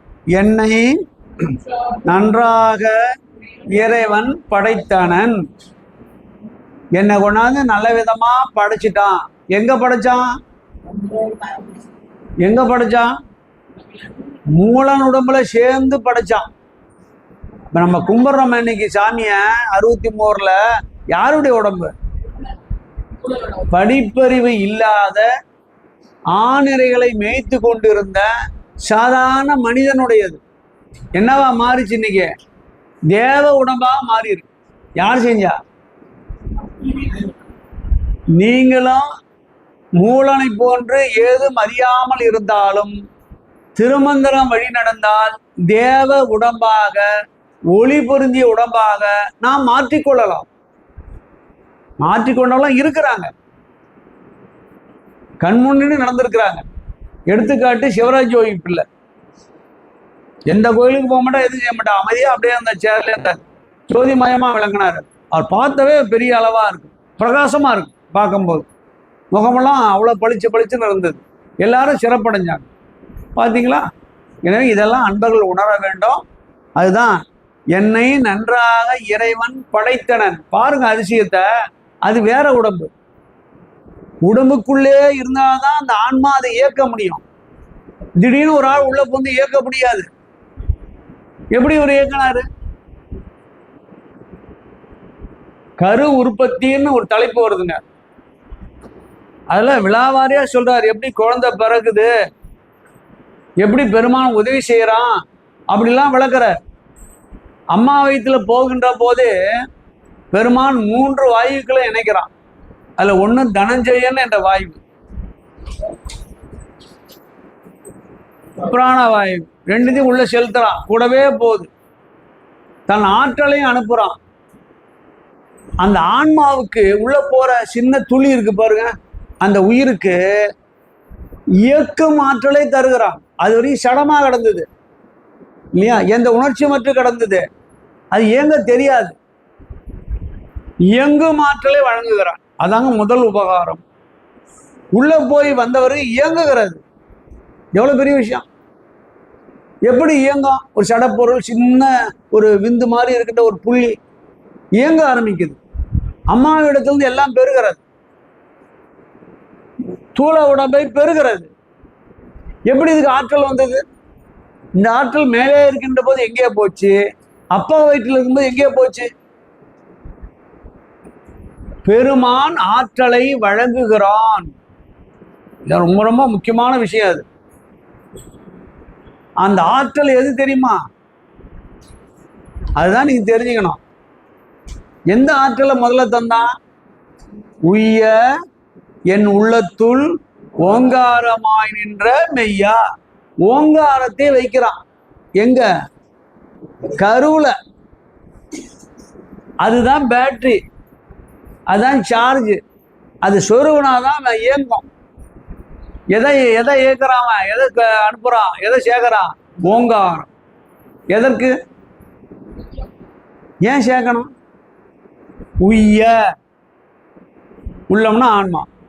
உய்ய, ஆன்மா உய்வதற்காக ஒரு ஆற்றலை அந்த கருவுக்கு வழங்குகிறான். சைவ சித்தாந்தத்துல போற்றி பகலுடைய ஒரு நூல் இருக்கிறது. அது என்ன பெருமான் வேலை செய்யறான்றதுல அப்படியே அழகா எழுதுறாரு. எப்படி முதல் உடம்பு எப்படி வந்தது, 2வது உடம்பு எப்படி வந்தது, பொது உடம்பை எப்படி பெறுகிறோம், எல்லாம் பிரமாதமா எழுதுறாரு உமாபதி சிவாச்சாரியார். அவருடைய ஜீவ சமாதி எங்க மடத்துல தான் இருக்கு, சிதம்பரத்துல. ஒரு முறை அந்த பக்கம் போனா பாருங்க. அது 8 நூல் எழுதினார். அவருடைய ஜீவ சமாதி இப்போ எங்களுடைய ஆதீனத்தின் அடிப்படையிலே தான் அது இயங்கி கொண்டு இருக்கிறது. இப்போ பாருங்களேன், என்ன ஆச்சு? அது உள்ள இயங்குதா? எதை வச்சான் பெருமான்? ஓங்காரத்தை வச்சான். புரியுதுங்களா? ஓங்காரத்தை கொண்டு ஆற்றல் பெற்று எல்லாம் இயக்குகிறது, வெளியே வருகிறது. உலக சூழலை பார்க்கறது. நான் தான் இயக்குறேன்னு நினைக்கிறேன். இது எப்படி? வெளியில வந்தோன்னா என்ன மாறுதுங்க? யார் இயக்குறான்னு தெரியல. அதுக்கு நானே இயங்குகிறேன். ஆணவம் வந்துருச்சா? பற்று பாசம் வந்துருச்சா? எல்லாம் சேர்த்துட்டான் பெருமான். இதை தெளிவடைவதற்கு தான் திருமந்திரம் இல்லையா? அவன் ஓங்காரம் வச்சாயா, ஒன்றாய் இருக்கிறாயா, உடனா இருக்கிறாயா, உன்னை என்னென்ன செய்யறேன்னு கண்காணித்து கொண்டே இருக்கிறாயா, ஜாக்கிரதையா இருந்தா பொழிச்சுவ, இல்லைன்னா எல்லா பிறப்பும் பிறந்து இழைத்து, அதான் அவன் தலைவிதி அப்படின்னு உணர்த்துறான். அப்படி உணர்த்துவதுதான் திருமந்திரம். ரொம்ப முக்கியமான நூலுங்க. சொல்லுகின்ற ஆற்றல் உடையவர் சில பேர் இப்போ கடுமையாக பேசுறதால சில பேர் பேசினா திருமந்திரங்கள் புரியாதுங்க. அது ஆழ்ந்த புலமை உடையவர் தான் புரிய முடியும். அதனால எல்லாம் பயந்துட்டாங்க பாமர மக்கள். இது ஏன்டா இதை போய் வச்சுக்கிட்டு இருப்பானே, திருமுறையே நமக்கு சரியா புரியல, இது எப்படி திருமந்திரத்தை படிக்கிறது அப்படின்னு அதை அதிகமாக அதை பயன்படுத்தாமல் விட்டுட்டாங்க. அதுக்காக தான் நாங்கள் எடுத்து சாமிகள் அடிப்படையில் எடுத்து வேகமாக இது எல்லாத்தையும் எளிய முறையில் சொல்லணும். எல்லாத்தையும் பேராசிரியர் 7 பேர் இருக்கிறாங்க. எளிய முறையில் சொல்லுங்க. முதல்ல என்ன மேட்ருன்னு தெரிஞ்சுங்க. மேட்ரை எளிமையாக சொல்லுங்க. புத்தகத்தில் நோட்ஸ் தரணும்னு அவசியம் இல்லை. இப்போ எவ்வளோ நோட்ஸ் இருக்கு, படிச்சுட்டு போகிறாங்க. உணர்த்துங்க. 2 விஷயம் சொன்னாலும் அவங்க மனசை ஒரு பாயிண்ட் திருப்பணும் அப்படின்னு சொல்லி வச்சுருக்கோம் நாங்கள். எவ்வளோ பெரிய விஷயம் பாருங்க அதை. எனவே தான் இவையெல்லாம் விஷயம் தான் இந்த பாட்டு சொல்லுதுங்க. இங்க பாரு, என்னை நன்றாக இறைவன் பாருங்க, இயல்பா வருகின்ற கருவுக்கு தான் பெருமான் ஓங்காரத்தை வச்சான். திருமாலுடைய இயல்பு முதலே ஓங்காரம் வைக்கப்பட்டது. புரியுதுங்களா? அழுத்தமா தான் சொல்றேன். ஓங்காரம் வைக்கப்பட்டது வேற ஒரு உடம்புக்கு போகுது. அதுல வைக்கப்பட்டது வெளியே போயிடுச்சு. அது எங்கேயோ போயிடுச்சு. பெருமான் திருவடிக்கு எங்கேயோ போயிடுச்சு. இவர் உள்ள போகும்போது இவரோட ஆன்மா அதுல ஓங்காரம் அதுல போய் சேருது. சரிதாங்களா? அது சூட் ஆகணும்ல, இது அதுக்கு பொருந்தணும்ல. பொருந்த வைக்கிறான் பெருமான். அதை நன்றாக படைத்தனன். யாரோடைய உடம்புல உள்ள போய் சேர்த்து எனக்கு சரியா செட் பண்ணிட்டப்பா. எவ்வளவு பெரிய விஷயம் பாருங்க. உணர்ந்து பேசுறான் சார் மனுஷன். எப்படி முடியும் இல்லைண்ணா? செட் பண்ணிட்டேன். இதை செட் பண்ண ஆற்றலை தந்தவன் நீ. ஏன் தந்த? அது அடுத்த வரிங்க. என் தன்னை நன்றாக தமிழ் செய்யுமாறே. தமிழ் என்பது மந்திரம். தமிழ்ல மந்திரம் சொல்லணும் என்பதற்காக தான் அந்த உடம்பையும் என்னையும் சேர்த்தான். இது எனக்கு பெரிய பாக்கியம் இல்லை.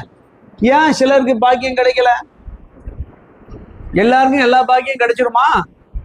கிடைக்காதுங்க, கிடைக்காது. பாக்கியம் கிடைக்கணும்னா அதுக்கு புண்ணியம் செஞ்சிருக்கணும்.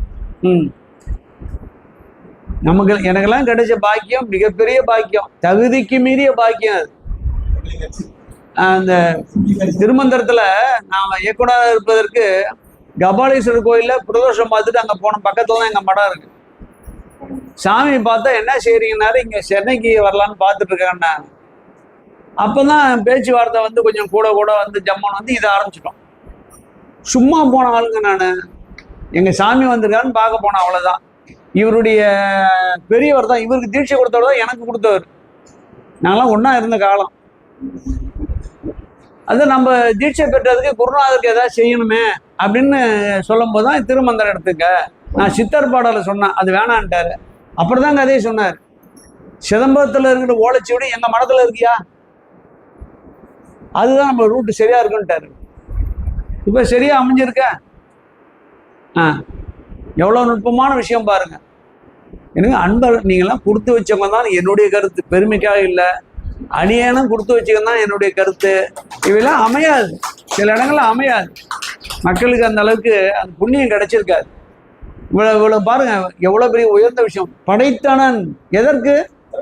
திருமந்திரம் சொல்ல. ஏன் மற்றவங்களுக்கு கிடைக்கல? எனக்கு கிடைச்சத கூட அவங்க எத்தனை பேர் இருந்தாங்க, ஏன் கிடைக்கல?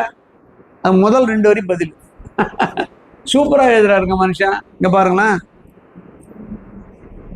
பின்னை நின்று என்னே பிறவி பெறுவது. நல்ல பிறவி பெறுவதுன்னா சாதாரண விஷயமா? பின்னால ஒரு நல்ல பிறவி கிடைக்கும்னா சொன்னா மட்டும் போதுமா? நல்ல பிறவி பின்னால வந்துருமா? அடுத்த பிறவி நமக்கு என்ன இருக்கும் யாரு கண்டா? ஆனா ஒண்ணு செஞ்சா நல்ல பிறவி கிடைக்கும். அடுத்த வரி பாருங்க. முன்னை நன்றாக முயல் தவம் செய்கிறார். முயல் தவம் செய்யாதவர்களுக்கு அடுத்த பிறவி நல்லா இருக்காது. நான் முன்ன நல்ல தவம் செஞ்சேன், அதனால படைத்தான் பெருமான். திருமந்திரம் சொல்லுகிறேன். எவ்வளவு சூப்பர் பாருங்க. முயல் தவம் செய்கிறார், நான் செஞ்சேன், எனக்கு கிடைச்சது. அவர் மட்டும் இல்லை, எனக்கு இது பொருந்தும். அவ்வளவு பெரிய சூழல் இல்லை என்றாலும் கூட ஓரளவாவது இப்ப என்னன்னா திருமந்தம் நடக்கும்போது உபதேசம் பண்ணுங்கன்றப்ப நாமளே இழக்கிறோம் இல்லைங்களா? இது நமக்கு ஒரு பெரிய, இந்த அம்மாய்க்கெல்லாம் தெரியும், அங்க இதுல வந்து படிச்சவங்க ரொம்ப ஆற்றலோடு இது இறங்கு. எத்தனை பேர் மனமாற்றம் அடைஞ்சிருக்கிறாங்க, எத்தனை பேர் விஷயம் தெரிஞ்சிருக்கிறாங்க இல்லைங்களா? நாம வச்சுட்டு என்னங்க செய்யறது? படிச்ச அவ்வளோ என்ன செய்யறது சொல்லுங்க? வீட்லையும் கேட்கறது ஆள் கிடையாது இயல்பாகவே இல்லைங்க. கேட்பாங்களா திருமந்திரம்? என்னை நன்றாக இறைவன் படைத்தனன், என்னம்மா பொருள் தெரியுமா? அதெல்லாம் அங்கேயே வச்சுக்க, அங்க வச்சுக்க. எங்க எங்க அங்க வச்சுக்கன்னா என்ன அர்த்தம்? இது மாதிரி இடத்துல நீ வச்சுக்க, இங்க வைக்க வேண்டாம் அப்படின்னு அர்த்தம் இல்லைங்களா? அதான் முயல் தவம் செய்யல. நாம என்ன செய்ய போறோம்? என்னங்க? முயன்று செய்கின்ற தவம். தவத்தை விரும்பி செய்யணும். பாத யாத்திரை போறோமே இல்லைங்களா? பாத யாத்திரை போறோம், தல யாத்திரை போறோம், விரும்பி செய்யறதுல சில பேர். நான் ஜீவன் முத்தர தல யாத்திரைன்னு 6 வருஷம் நடத்துறேன். ஜீவன் முத்த தல யாத்திரை புதுசா கண்டுபிடிச்சோம். 400 பேரோட போனோம். ஒரு 15 தலங்கள் குறிப்போம், 10 தான் பார்க்க முடியும். இங்க இருந்து ரொம்ப தூரம் போனோம். எல்லா ஜீவனத்துல பாழடைஞ்சு கிடைக்கும். நாமளே ஒரு 1000 ரூபாய் பணத்தை கொடுத்து சுத்தம் பண்ணி வைக்கணும். அந்த அளவுக்கு இருக்க பெரிய மகானா இருப்பார். அதை பத்தி வரலாற சொல்லுவேன் நான். எல்லாரும் உள்ள போய் பூ கையில் எடுத்துட்டு போயிடுவோம், மூட்டை மூட்டையா கொண்டு போய் திருவடியில போடுவாங்க. வரலாறு சொல்லிட்ட பிறகு திருவடியில் போட்டு வெளியே வந்துடும். எங்க டீ குடைக்கும், எங்க எந்த தளத்துல நீங்க சாப்பாடு ஒன்றும் தெளிவாக முதல்ல போட்டுடும். ஒருத்தர் கேட்குறாரு என்கிட்ட, சார் சூப்பரா விஷயம் சொன்னீங்க சார், ரொம்ப புரியுது, ஒண்ணுதான் சார் புரியல, அடுத்தது எங்க சார் சாப்பாடு கிடைக்கும்? ஐயா பிரிண்ட் பண்ணியே கொடுத்துருக்கீங்கய்யா, அது இன்னும் வரதுக்கு 1/2 மணி நேரம் ஆகுங்கய்யா, முன்கூட்டியே ஏற்பாடு செய்யக்கூடாதா? இப்ப முயல் தவம் எங்க இருக்கு? முயல் தவமா அது சாப்பாடு தவத்துல இருக்கு இல்லைங்களா? சரியா 12 காலே ஆகல சார். அன்பர்கள்லாம் வந்து பிஸ்கட் வேற கொடுத்துட்டு போறாங்க, தோல்வி அடையக்கூடாதுன்றதுக்காக. எவ்வளவு இது பாருங்க. அதுதான் காரணம். விருப்பத்தோடு செய்கின்ற வழிபாடு. மனம் விரும்பணும் இல்ல ஒரு வழிபாட்டுல. மனம் விரும்பாம செஞ்சா வழிபாடு நிக்குமா? அதான் அந்த பாட்டு. முயல் தவம் நீங்கள் தொடர்ந்து செய்தால் அடுத்த பிறவியில் பெருமானுடைய காட்சியை பெறலாம். ஒரு கால எல்லையில் நான் இன்னும் யோக்கியமாக இருந்தால் அடுத்த பிறவியில் முருகப்பெருமான் காட்சி தருவான். அப்படிதான் என்னுடைய அபிப்பிராயம். இதெல்லாம் யாரும் ஏத்துக்க மாட்டாலும் பரவாயில்ல, நமக்கு தருவான் அவன் இல்லைங்களா? நமக்கு தருவான். அதான் உறுதிப்பாடு. எங்க போயிட முடியும்? யானுனை தொடர்ந்து எங்க போயிட முடியும்? பிடிச்சி இழுத்தோம்னா நீ எங்க போவ? காந்தமா நாம மாறினா இரும்பு எங்க போகும்? இப்ப காந்தம் இங்க இருக்குங்கய்யா, நான் காந்தமா மாறிட்டேன், சுத்தியும் இரும்பு கிடைக்குது, எங்க போவோம்? அந்த காந்தத்தோட என்னுடைய காந்தம் பவரா இருந்தா இரும்பு எங்க போவோம்? என்கிட்ட தான் வரும். மணிவாசர் சொல்ற பாருங்க, தேனாய் இன் அமிர்தமாய் தித்திக்கு சிவபெருமான் தானே வந்து. அதான் பாயிண்ட் இல்லையா? ஒன்னும் கூப்பிடலாம் தேவையில்லை, வெத்தலை வைக்க தேவையில்லை, வழிபாடு செய்ய வேண்டியதில்லை. நாம சரியா தான் வந்துட்டு போறோம் இல்லைங்களா? எங்க போயிடுவோம்? சரி, நம்மளை விட்டு அவனுக்கு வேற எங்க இடம் இருக்கு? இமை பொழுதும் என் நெஞ்சில் நீங்காதான்ல, எங்க இடம் இருக்கு அவனுக்கு? சரிதாங்களா? என்னுடைய கருத்து என்னன்னு கேட்டீங்கன்னா, நாம உரைப்பா இருந்தால் துன்பங்கள் சாதாரணமானது. இன்பம் வந்தாலும் வராபட்டாலும் கவலை இல்லை, மன தெளிவே இன்பம். உங்க மனம் தெளிவடைந்தால் அதை விட இன்பம் என்ன இருக்கிறது சொல்லுங்க பார்ப்போம். அதுதான் இந்த பாட்டு அழகா சொல்றாரு. அதுல இன்னொரு பாட்டு சொல்லுவோம், 85. அதுலயும் ஒரு செய்தி இருக்கிறது. நான் பெற்ற இன்பம் பெருக இவ்வையகம். இல்ல, நாத்திகவாதியெல்லாம் பூந்து இந்த வார்த்தை எடுத்துட்டாயா. முதல் வரி தான் படிக்கிறான், 2வது வரி தெரியலையா அவனுக்கு? 2வது வரி படிக்கணுமா இல்லையா? தேவையானது மட்டும் எடுத்துக்கிறானுங்க இல்லைங்களா? இங்க பாருல, நான் பெற்ற இன்பம் பெருக இவ்வையகம். வையகனா எது? பள்ளிக்கரணம் மட்டுமா? காணை மட்டுமா? காணை மட்டுமா? எது? இந்தியா மட்டுமா? வையகம். 12 சூரிய குடும்பங்களும், அதான் வையகம் இல்லைங்களா? அதான் புவனம் தான் வையகம். வையகம்னா புவனம்னு அர்த்தம். என்னன்னு கேட்டா, ஒண்ணு உலகம், பல உலகங்கள் சேர்ந்தது அண்டம், பல அண்டங்கள் சேர்ந்தது புவனம். புவனத்தின் தலைவன் புவனாதபதி. சேர்ந்தாங்களா? அவன் தானே பதி. அப்ப இந்த வையகனும் அதான். சரி, இவர் என்ன இன்பம் பெற்றாரு? யான் பெற்ற இன்பம் பெருக வையனா, நீ என்ன இன்பம் பெற்ற? திருமூலர் கேட்போம் நம்ம, என்னையா பெற்ற? எனக்கு என்ன சொல்ல போற? என்ன இன்பம் பெற்றாரு? என்ன இன்பம் பெற்றாரு? என்ன இன்பமா பெற்றாரு? இறைவனை கண்டார், நினைத்த பொழுது பெருமானை பார்த்தார், தரிசனம் செய்தார், இறங்கி வந்து நமக்கு வழிகாட்டினார் இல்லைங்களா? பார்க்கின்ற போது ஒரு இன்பம் உண்டு, வழிகாட்டுகின்ற போது அதை விட இன்பம் உண்டு இல்லைங்களா? இருக்கா இல்லையா? எவ்வளவு விஷயம் சொல்றேன், மனசு மகிழ்ச்சி அடையுதா இல்லையா? இதை விட இன்பம் என்ன வேணும்? மனம் வந்து நீங்க கேள்வி கேட்கறீங்களா, எவ்வளவு மகிழ்ச்சியா இருக்கிறது இல்லைங்களா? காதல வாங்கி விடாம கேள்வி கேட்கறீங்களா, சந்தேகம் இருக்குல்ல இல்லைங்களா? அப்ப நம்ம விளக்கம் சொல்றது வாய்ப்பு கிடைக்குது இல்ல, இதுவே பெரிய இன்பங்க. என்ன சொல்லுங்க, வேற என்ன இன்பம் இருக்கிறது? அதான் சொல்றாரு அவர், பெருமானை காண்பதற்கும் பெருமானை பெற்றதை நீங்கள் பெற வேண்டும் என்று எண்ணுகிறேன், அதுக்கு வழிகாட்டுகிறேன், இதுவும் எனக்கு இன்பம் தான். தான் பார்த்தது இன்பம், வழிகாட்டுவதால் நீங்கள் பயன்பெறப் போவது எனக்கு இன்பம். வழிகாட்டுறாருங்க, கூடவே அழைச்சிட்டு வர்றாருங்க. நான் சிலது மெய் செலுத்து போயிட்டேன். சிவலிங்கனாருடைய நூலையும் கோயிலூர் மடம் போட்ட நூலையும் நான் படிக்கிறப்ப இரவு பூரா அப்படி நின்றுட்டேன். 2 மணி ஆயிடுதுங்க. அன்னைக்கு கதெல்லாம் திறந்தே கிடக்குது வெளியில. என் வீட்டுக்காரவன் ஏதோ திடீர்னு விழிப்பு வந்துருச்சு, விழிப்பே வராது, ஏதோ வந்துருச்சு, எல்லாம் திறந்து கிடக்குது, வண்டி கிடக்குது, அது கிடக்குது, வெளியில ரோட்ல வண்டி நிற்குது, ஒன்றும் இல்லை, எனக்கு தெரியல. அப்படின்னா அது வந்தனமா 1/2 மணி நேரம் தான் இருக்கு, இந்த டைம் ஆகல, மணி 2ன்னா அப்புறம் தான் தெரியுது எவ்வளவு தூரம் நமக்கு இன்பம் தந்திருக்கோம். அப்ப என்னங்க தூக்கத்தை விட்டு என்னங்க படிச்சுட்டு இருக்கீங்க, அதுல என்ன இருக்கு அப்படின்னு கேட்டாங்கன்னா என்ன செய்வீங்க? இதுலதான் இருக்கு, இதுலதான் இருக்கு. பெருமானோடு கலந்து இருக்கின்ற போது இதை விட இன்பம் என்ன இருக்கு? இவங்கெல்லாம் வாத்திய கோஷி இசைக்கிறாங்களே, அதை கேட்டு பாருங்க. பல முறை நாங்கள் நெய்வேலியில் வந்து பாண்டிச்சேரியிலேருந்து வருவாங்க, ஏகாமர நகர் ஐயா. அவங்களோட உள்ள போய் சூழ்ந்து விளையாடுறத பார்த்தீங்கன்னா, அந்த இசையும் அவங்களுடைய பாடி லாங்குவேஜை பார்த்தீங்கன்னா அசந்துருவீங்க சார். அதை விட வேற என்ன இன்பமா இருக்கு? எனக்கெல்லாம் அது பெரிய எடுத்து தூக்க அடிக்க தெரியாது, ஊத தெரியாது, ஒன்றும் தெரியாது. ஆனால் அதை பார்க்குறோம்ல, பார்க்கறதுல என்ன இன்பம்? நமக்கு இன்பம் இல்லையா? எங்க? இங்கேயா? அப்படியா? சந்தோஷம், ஆசீர்வாதங்கய்யா, ரொம்ப மகிழ்ச்சி, தொண்டு சிறக்கடையணும். இங்கே நீங்களே நடத்துறீங்களா? அப்படியா? வாழ்த்து வாழ்த்து.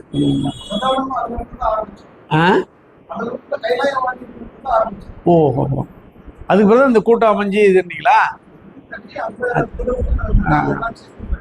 ஐயா தான் சொன்னார் ஆணையில் நடத்துறேன்னு. அது ஒரு தனி இசைதாங்க இல்லைங்களா? இப்ப பார்ப்பங்க, இப்ப என்ன இன்பம்? தான் பெற்ற இன்பம் பெருமானை காட்சி கண்டது. 2வது இன்பம் நான் சொல்லுகிறேன், நீங்க கேளுங்க, உங்களுக்கு பயனடைந்தாலும் எனக்கு இன்பம், சொல்லும் இன்பம். அடுத்த வரி பாருங்களேன், வான் பற்றி நின்ற மறைபொருள் சொல்லிடின். பெருமான் மேல என்ன தெரியுமா காட்சி தந்தான்? சொரூபமாக காட்சி தந்தான். என்னங்க அது? சரி, சொரூபமாக அறிவுபூர்வமாக ஒளியாக காட்சி தந்தான். ஒளிப்பிழம்பை நான் கண்டேன்.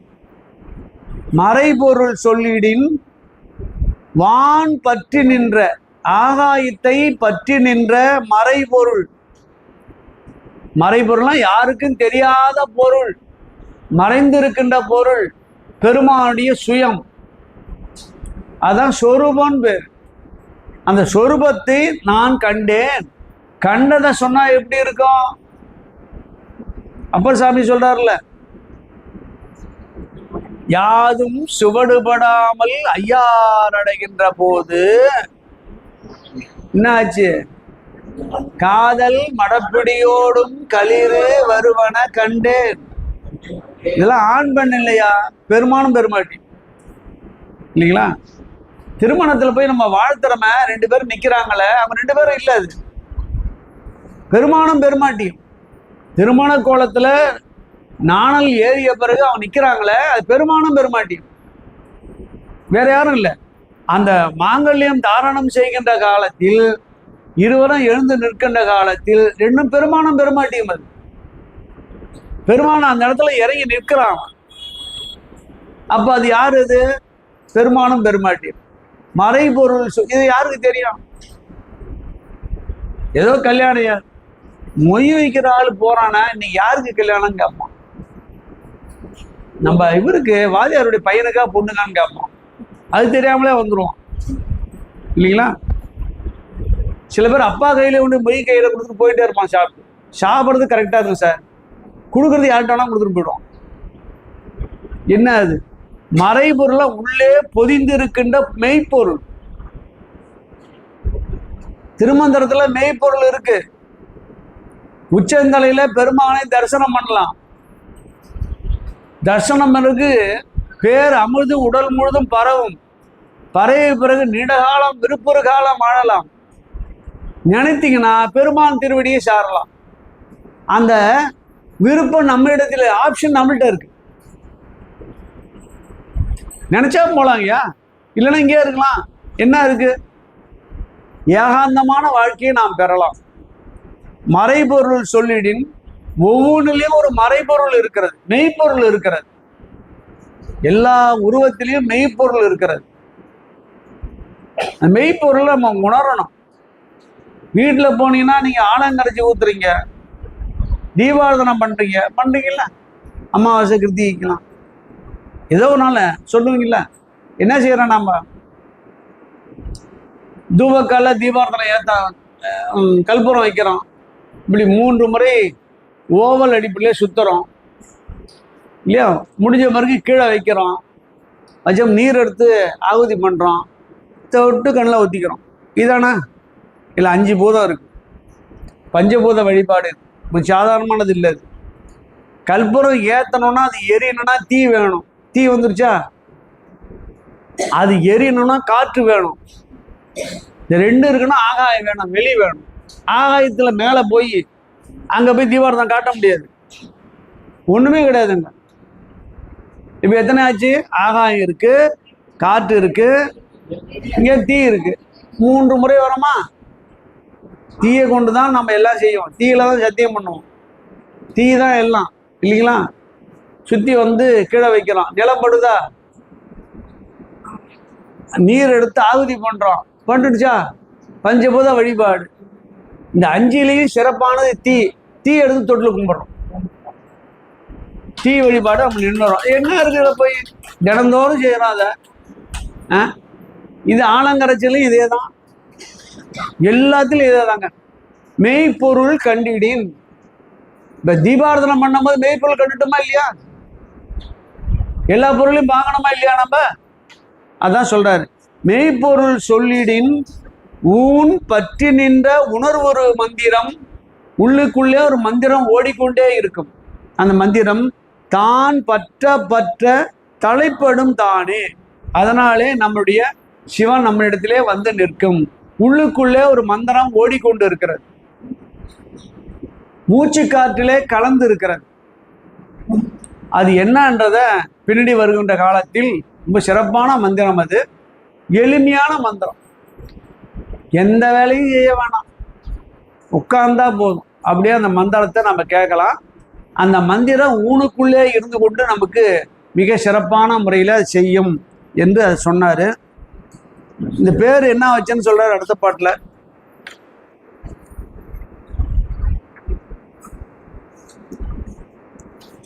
இந்த நூலுக்கு அவர் வச்ச பேர் வேற. பிறப்பிலி நாதனை பேர் நந்தி தன்னை சிறப்போடும் மாணவ சென்று கைகூப்பி மாணவர்கள் வழிபாடு செய்கிறாங்க. மரப்பிலர் நெஞ்சினுள் மந்திர மாலை.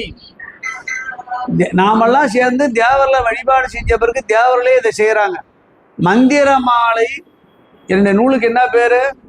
மந்திர மாலை. உரைப்போடும் கூடி. உரைப்புனா உறுதின்னு அர்த்தம். உறுதி இருக்கணும். உறுதி நம்மள்ட்ட எந்த அளவுக்கு இருக்குன்னு பார்த்தா பெருமாட்டி திருவடி சூற்றா 4 வகையான உரைப்புகளை சொல்லுவாங்க. மந்ததரம், மந்தம், தீவிரம், தீவிரதரம் பேரு. பின்னாடி வருகின்ற போது அதை நாம் விளக்குவோம். அது சுவையா சொன்னாதான் மனசுல பதியும். அப்ப அந்த அந்த உரைப்பு நம்மள்ட்ட எவ்வளவு இருக்கிறது? அந்த உரைப்பு தான் ரொம்ப முக்கியமானது. நம்மள்ட்ட உரைப்பு இருக்கா இல்லையான்னு கண்டுபிடிக்கலாமா? நீங்களே கண்டுபிடிங்க. உங்களுக்கு எது விருப்பம்னு பாருங்க. காலையில டீ சாப்பிட்றதுல விருப்பமா? மதியானம் குறிப்பிட்ட நேரத்தில் சாப்பிடணும்னு நினைக்கிறது விருப்பமா? மாலையில டீ சாப்பிடணும்னு விருப்பமா? எதுல விருப்பம்? எல்லாம் விருப்பம். சில பேர் எதுல அதிகமான ஆசை இருக்கும் சொல்லுங்க. எதுலயா ஒண்ணு இருக்கும்ல, நம்மளை மீறி ஒரு ஆசை இருக்கும்ல. எனக்கு ஆசையை சொல்லிடுறேன்னா இப்ப இல்ல, முதல்ல இருந்தது. என்ன சொல்றாங்க? யாத்திரை போறது. ரைட்டு. தினந்தோறும் போற மாதிரியா? வாய்ப்பு கிடைக்கும் போதுதான் தினந்தோறுமா? சரி. அந்த அம்மையாருக்கு தல யாத்திரை போறதுல விருப்பம், அதிகமான விருப்பம்ட்டாங்க. உங்க வீட்டுக்காரர் ரொம்ப கொடுத்து வச்சவர் தான். இப்ப அவரு என்ன சொல்றாங்க, அந்த அம்மா யாத்திரை போறதுல விருப்பம். சரி வச்சுங்க. யாத்திரை போறதுக்கு முந்தி வீட்டுல இருந்து சிவபுராணம் சொல்லிட்டு போங்க. அதான் உரைப்பு. முடியுமான்னு பாருங்க. முடியாது.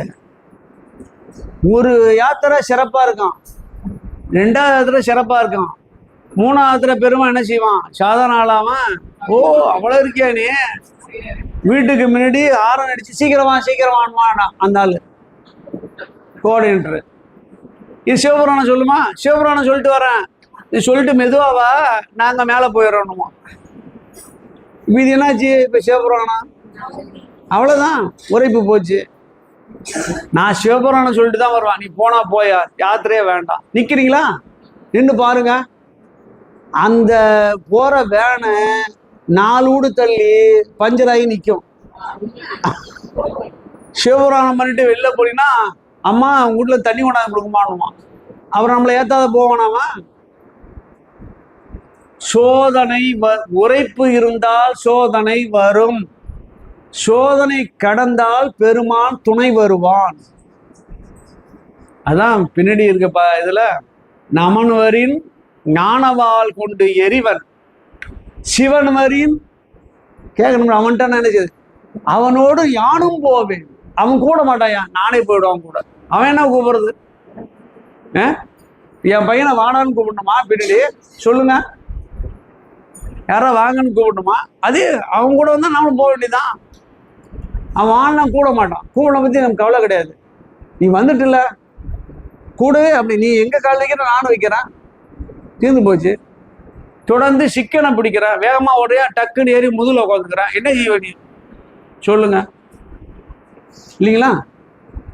எங்க போயிடும்?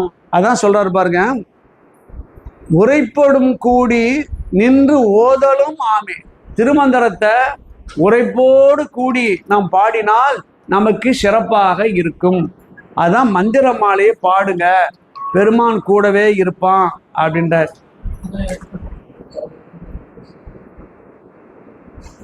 நாளாயிடுச்சா? சேர்ந்த ஒரு 2 பாட்டு பார்த்துறீங்க. இந்த இது மாதிரி பார்த்து ஒரு 3 பாட்டு பார்த்து நம்ம நிறைவு செய்யணும். ரொம்ப சிரமமான பாட்டு இது. டைம் இருக்குமான்னு தெரியலையே. சரிங்க. 90வது பாட்டு உயிர் பாட்டுன்னு பேர் இதற்கு.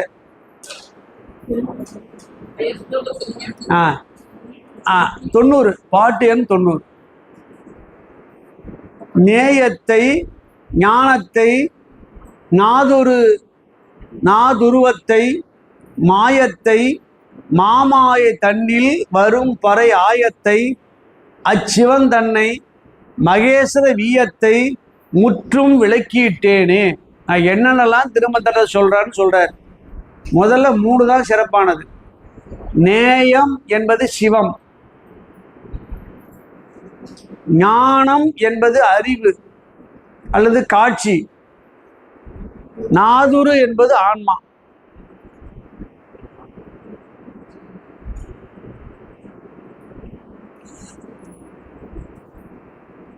இந்த 3ம் கடந்த நிலையை சொல்றார். சைவ சித்தாந்தம் 20 பக்கம் 21 பக்கம் வளர்க்குறாங்க.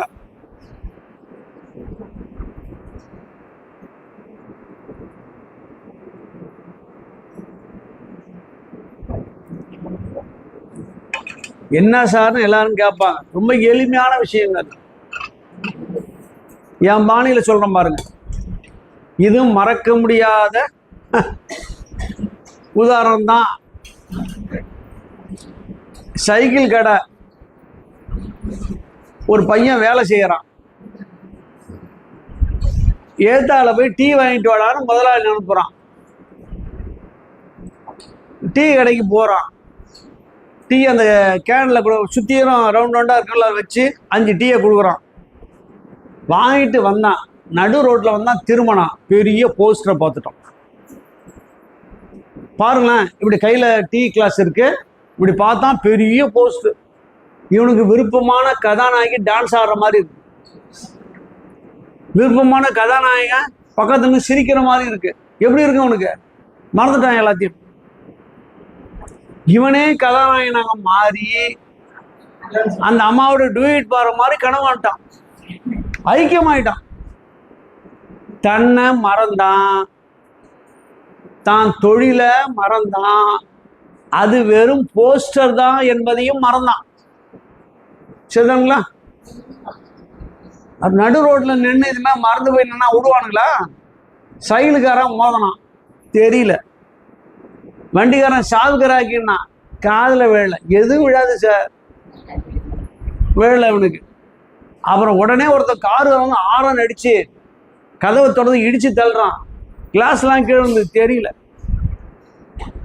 முதலாளி பார்த்தான், ரோட்ல அடிபட்டு செத்துருவானேன்னு ஓடியாந்து கட்டி பிடிச்சி இழுத்துட்டு போய் கொண்டாந்து தொப்புன்னு போட்டான். அப்பதான் பார்த்தான், சுத்தம் முத்தம் பார்த்தான். எங்கடா போயிருந்த, என்னடா இப்படி நிக்கிற, பைத்தியம் பிடிச்சி போச்சான்னு கேட்கறாரு. சிரிக்கிறான்.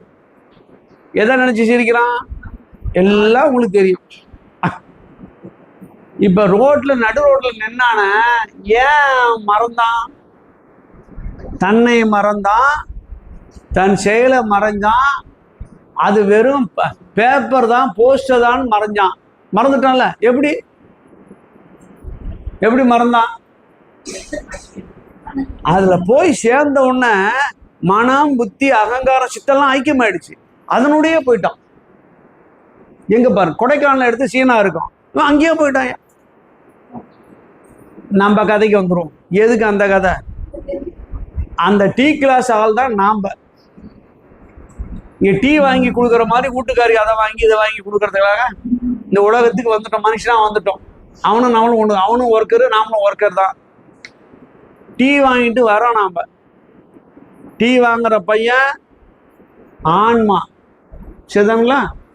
அந்த போஸ்டரை பார்த்தானே, போஸ்டர் பார்த்தான்ல, கண்ணால தானே பார்க்குறான். போஸ்டரை பார்த்தா கண்ணால பார்க்குறான். இதுதான் ஞானம். ஆன்மா ஞானத்தால பார்க்குது. போஸ்டர் என்பது சிவனும் சக்தியும். அதுதான் சிவம். இந்த ஆன்மா ஞானத்தோடு சிவன் என்ற உருவத்தை பார்க்கின்ற போது அவன் கூடயே போயிடுது. தன்னை மறந்து போகுது இல்லைங்களா? தன்னை மறந்து போனவருக்கு தான் ஆன்மா என்பதையும் மறந்தான், பார்க்கிறோம் என்பதையும் மறந்தான், அது வெறும் சிலை என்பதையும் மறந்துட்டான். எங்க போயிட்டான்? இவனோட ஆன்மா எங்க போச்சு? போஸ்டர்ல பார்த்தோம்னா அங்க போனான, நாம சிவத்தை பார்த்தோம்னா அங்க போயிட்டோம், சிவலோகத்துக்கு. இங்க இல்ல. இடிச்சா தெரியுமா? கூப்பிட்டா தெரியுமா? சாகுகிறாக்கினா தெரியுமா? ஒன்றும் தெரியாது. எங்க இருக்கிறான்? அவனோட கலந்துருக்கணும். இதுதான் திருப்புடி ஞானம். மூன்றும் கலந்த நிலை, கடந்த நிலை. பாருங்க, உதாரணம் சொல்லட்டுங்களா? திரிபுடினா 3, திரினா 3, பிடினா 3 நிலை. ஒன்று ஆன்மாவின் நிலை, பார்க்கும் நிலை, பார்த்த பொருளா இருக்கிற சிவத்தின் நிலை. 3ம் கலந்து போச்சு. எப்படி இந்த பையன் தன்னை மறந்தான், பார்த்ததால டீ கிளாஸ் வாங்காதையும் மறந்தான், அது வெறும் பேப்பர் நினைக்காம அதோட கலந்துட்டான். எனவே சிவத்தை வெறும் சிலைன்னு பார்க்காத கலந்துடணும். கலந்துட்டு அவன் கூடவே போயிடுவான். பார்வதியும் பரமசிவனும் அங்க இருக்கிறாங்க, விநாயகர் பெருமான் இங்க விளையாடுறான், முருகப்பெருமான் சுத்தி வரான், தேவரெல்லாம் தேவாரம் பாடி கொண்டு இருக்கிறாங்க, சிவபுராணம் பாடுறாங்க, நம்ம உள்ள பூந்துட்டோம்.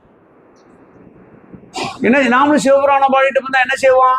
தேவரெல்லாம் நம் தமன் ஊரன் என்றான். யார் தெரியுமா வந்தவன்? சொந்தக்காரையா, வாயா அப்படின்னு அழைச்சிட்டு போயிடுவான். நாம அங்க எப்படி இருக்கு நினைச்சு பாருங்க, ஒரு கற்பனை நினைச்சு பாருங்களேன். எல்லாரும் உட்காந்து சிரிச்சிட்டு இருக்கிறாங்க, பெருமானும் பார்வதி இருக்கு, 2 பசங்களும் அப்படியே நிக்குது, தேவரெல்லாம் அரகுரா பாடுறாங்க, தேவாரம் திடீர்னு தேவாரம் ஒலிக்குது, சிவபுராணம் ஒலிக்குது, நமக்கு தெரிஞ்ச பாட்டு வருது. என்ன செய்வீங்க? தன்னையே மறந்து போய் மெய் செலுத்து போயிடுவோம். அப்ப உலகம் நினைவுக்கு வருமா? நான் உயிரோட இருக்கிறேன் நினைவுக்கு வருமா? நான் வந்த வேலை நினைவுக்கு வருமா? வராது. அதான் 3ம் கடந்த நிலை. அந்த நிலைதான் முத்தி பேரு.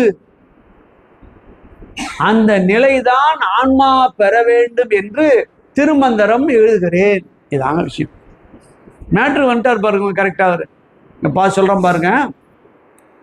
நேயத்தை, நேயம் என்றால் சிவபெருமான், ஞானத்தை ஞான அறிவினாலே, ஞானம் வேறு, ஞான உணர்வு வேறு. இது மனசுல வச்சுக்கணும், ரெண்டும் ஒண்ணு இல்லை. ஞானம் என்பது அறிவு, ஞான உணர்வு தான் மேலானது. இது அங்க இருக்கியா, இது அங்க இருக்கியா, என் பையன்யா, டீ கிளாஸியா, இது பேனரியான்னு சொல்றதுதான் அறிவு. கடந்து நிற்கும் போது அவன் நிலைமையை நாம் பெறுவது இல்லையா?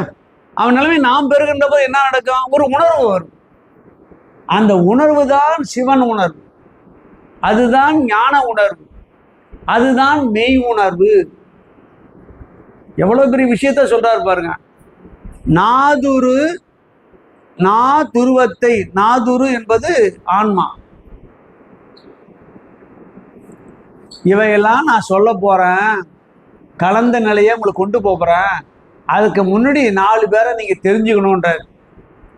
மாயத்தை, அசுத்த மாயை பற்றி தெரிஞ்சுக்கணும்.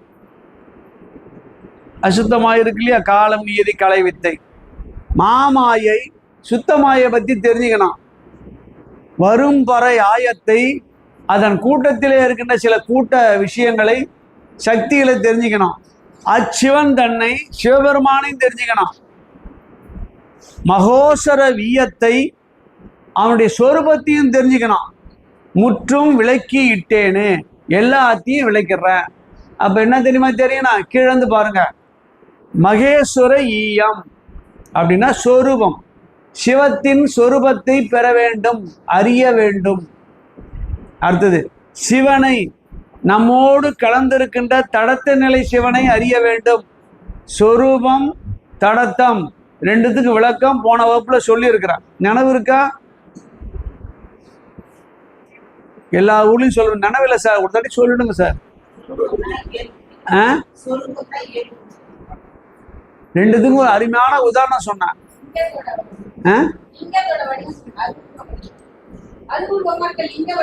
அது சொல்றா இல்ல இல்ல இதுல என்னன்னு கேட்டீங்கன்னா, சொரூபம், சிவபெருமானுடைய சொரூபம் உண்மைத்தன்மை, அவனுடைய தடத்தம் நம்மோடு கூடி இருக்கின்ற நிலை, நம்மோடு எப்படி இருக்கிறான், உண்மையில எப்படி இருக்கிறான் அப்படின்னு தெரிஞ்சுக்கணும் நம்ம.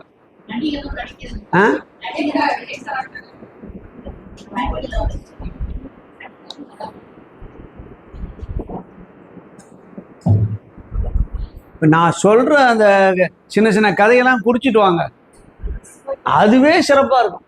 எல்லா விஷயம் மேட்டர்லாம் ஓப்பன் பண்ணிடாது. காலையிலேருந்து என்ன சொன்னான்னு நினைவு இருக்குங்களா? அதெல்லாம் அப்பப்போ சரி சார் சும்மா நோண்டிட்டு இருக்காதீங்க, நினைச்சு பாருங்களேன். சும்மா எட்டனா அப்புறம் பச்சை சபாஷ், ஆசீர்வாதம், பச்சை புடவை. சொல்லுங்கம்மா, நீங்களாம் கலந்து பேசணும். என்னங்க?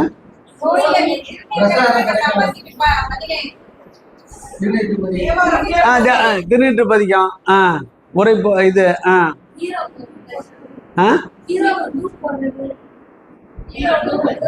Hero dupe. பொய்யை மெய் என்றும் மெய்யை பொய் என்றும் காட்டுவது. கடைசியில் பார்த்தா அந்த போஸ்டர் காட்சி. நிறைய விஷயம் சொல்லிட்டோம் போல இருக்கிட்ட. இன்னைக்கு 2 வருஷம் ஓட்டணுமே.